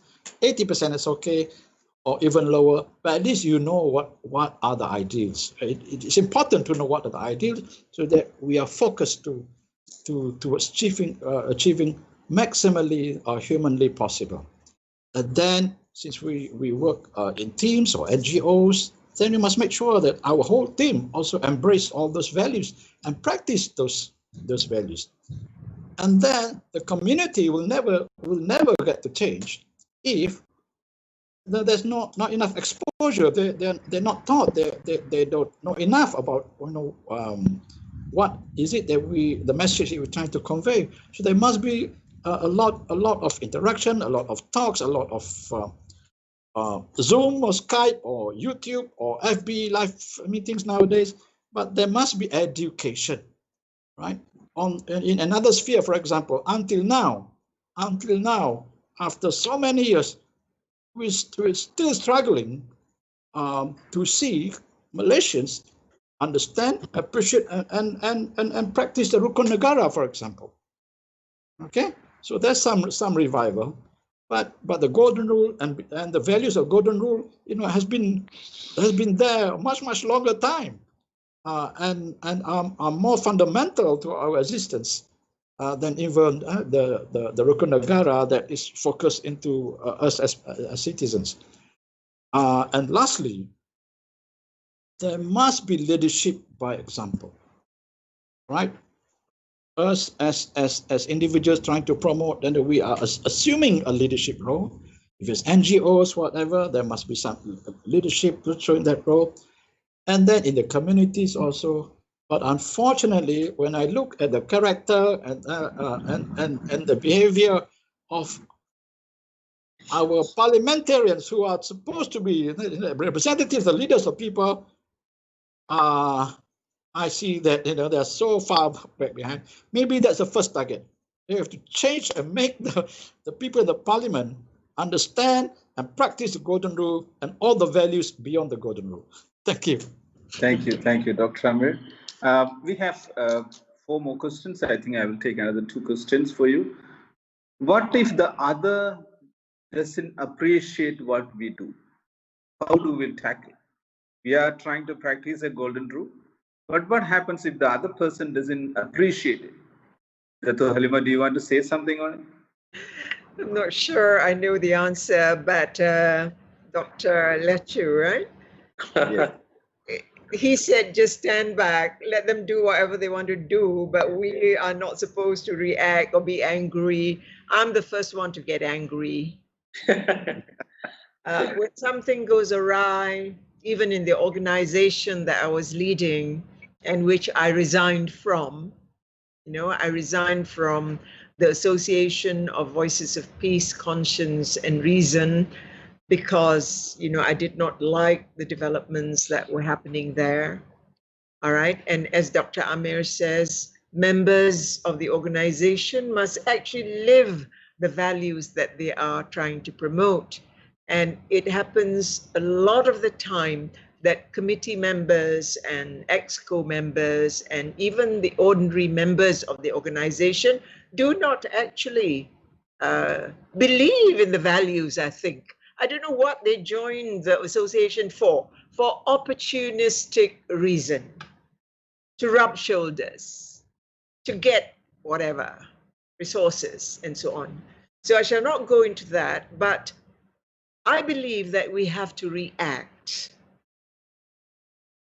as far as possible in a very civil manner, all right? And say what you have to say very directly. I'm a direct person. I don't believe in beating about the bush. You say it not rudely, although I'd like to be rude sometimes. Say it nicely. You say it subtly in the best language that you can garner. And you take time to explain it. Because sometimes it's a question of not understanding, They like, react because they don't understand the language that you are speaking. So, as I said earlier, you have to kupas. The Melayu, orang Melayu kata kita kupas.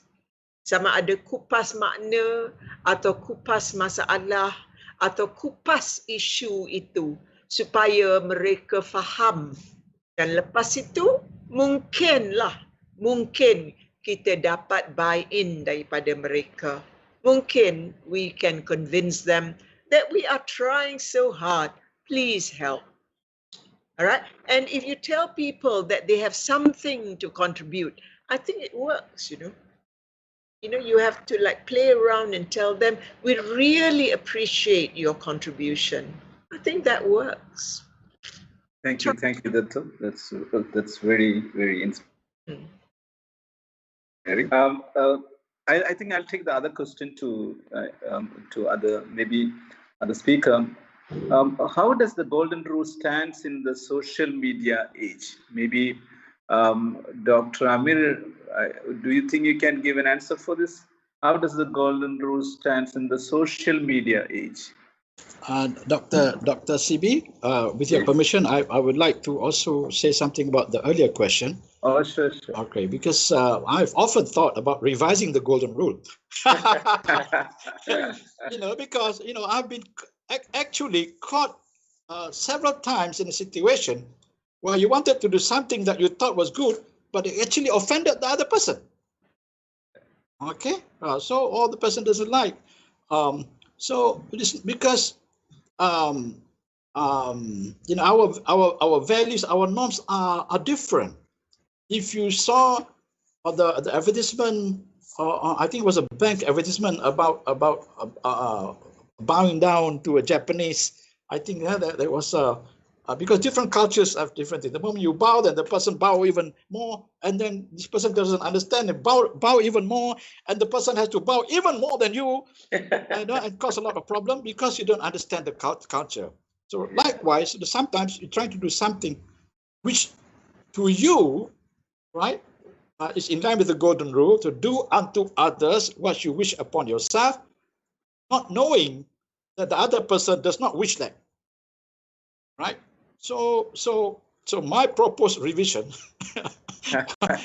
which I never put out to the world, was that to revise it to just do unto others what is best for them.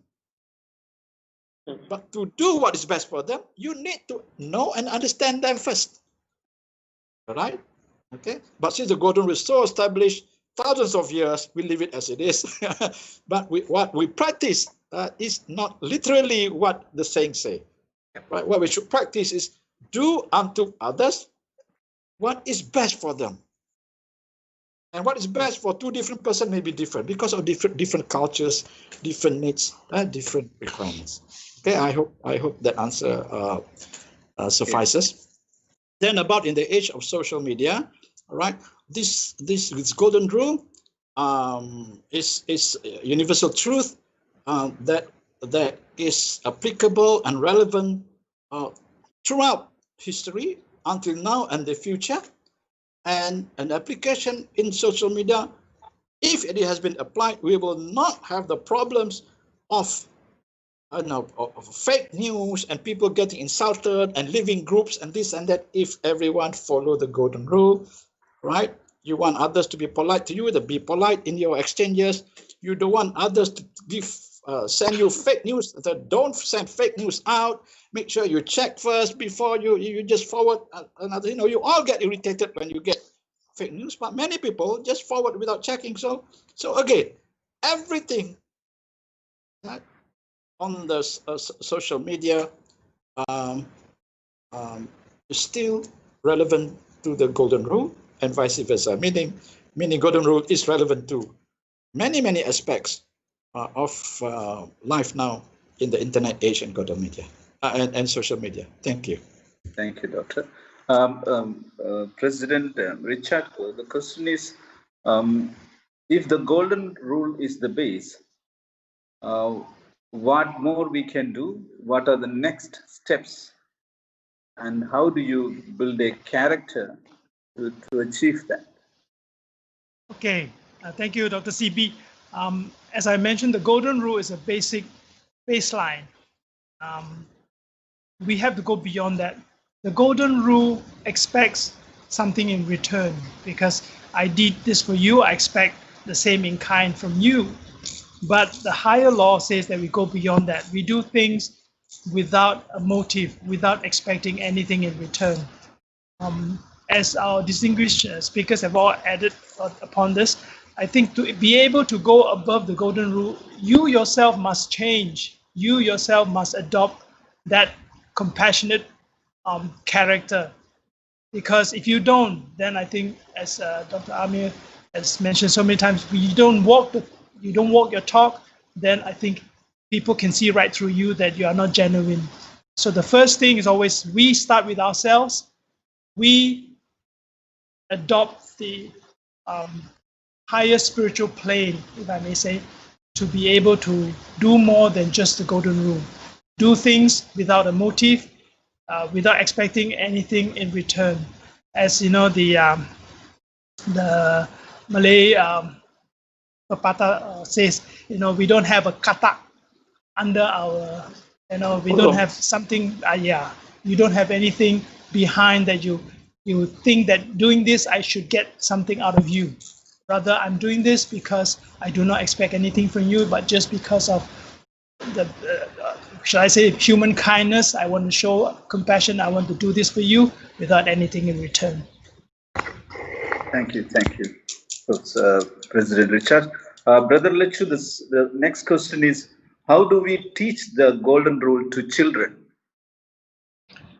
How can we inculcate this? That's quite simple. You yourself must become example. When small children see you drinking from the kettle, putting the kettle into your mouth, and then your children will drink the water in the same way. So whenever you are in front of the children, always do everything properly because they learn from you. You see, so why our children are today nowadays? Because they couldn't learn anything from us because we have deteriorated quite a lot. But when they were small, they learn a lot from us. So therefore, it is we who have to become example, and they will pick up. And of course, they can be, in Tadika, they can teach values because they all are together, teach something positive. In religious gatherings, have class for small children and teach something positive. The young people willing to learn, they're willing to listen, particularly when they're very young. I guess that's my. Thank you, Brother Little. Then I'm taking the second question again. Maybe maybe you all have something to say. That the second question I would like to extend to President Richard Ho. That is, what if the other doesn't appreciate what we do? Do you have anything to say on that question, President? Can you hear me?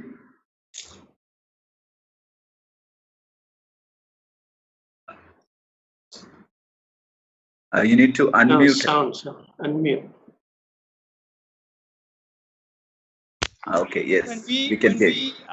Live the golden rule, I guess the golden rule means that we expect something in return. So we expect that the person will appreciate what we have done for them. But the higher law says, I do it without expecting any in return. If you don't appreciate it, it doesn't negate my intentions. My intentions are to help you, to be of service to you. Out of love, I do this for you. But if you do not receive my love, it is your side, nothing to do with me because I've done my part. Sometimes maybe as in the positive loop that I talked about, the dynamic loop in the higher law, maybe you need to just do a bit more until it spirals upward, and then the person begins to see the picture and begins to understand your intentions. Maybe sometimes when you do something good for someone, they suspect your intentions because of the golden rule. They think that he's thinking of getting something from me. That's why he's doing this. But if we continue to do the same and get no response from them, then they begin to realize, hey, maybe he's genuine. He's not expecting anything from me. And that will change him.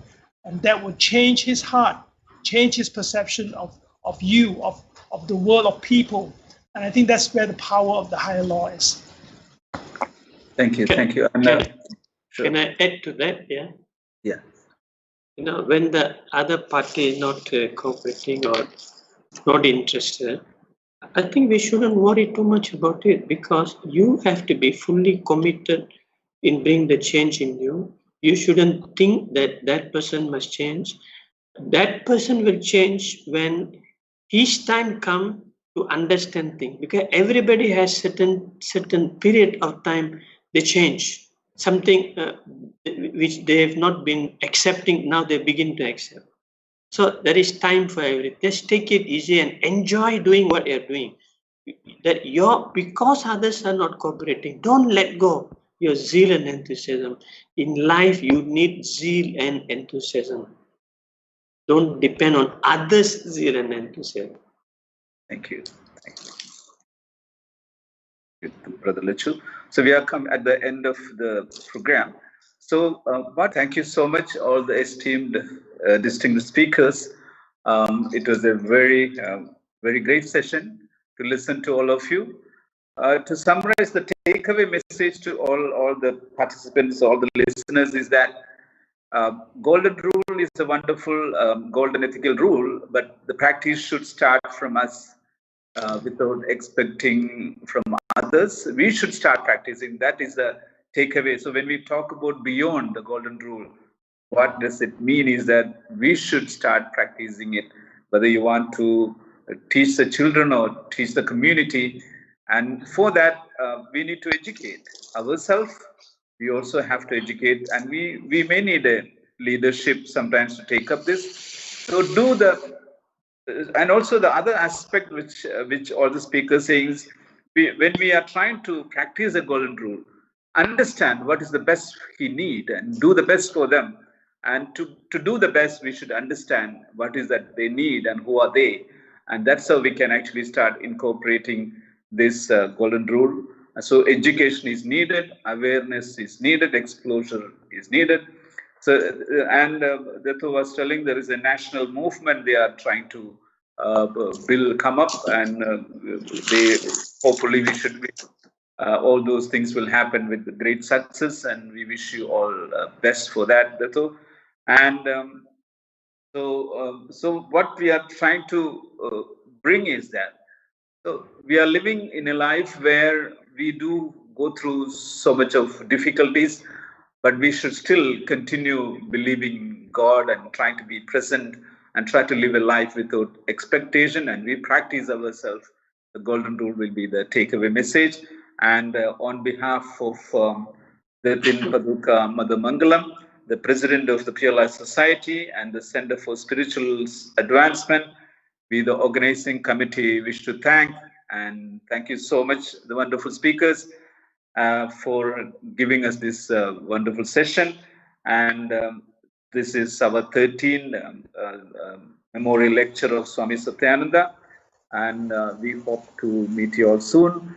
And I would also like to extend our thank you to the working committee of our organizing committee of Center for Spiritual Advancement, and especially to Sylvan as well as Yula, who actually took a lot of effort. When they talk about webinar, we didn't actually, and he took a lot of effort, and we are really thankful to you, and have a great evening. Thank you so much. Yes, thank you so much. And with this video, whatever we have recorded, this will be available in YouTube. You all can share it with your friends, and when we have, we'll definitely keep in touch with you all, and we'll come with another session, which will be really interesting. Thank you so much. A vote of thanks to the moderator, Dr. CB. Thank you, Dr. CB. Thank you, Sylvan. Thank you, Dr. CB. Dr. CB summarized everything very effectively. Thank you. Yes.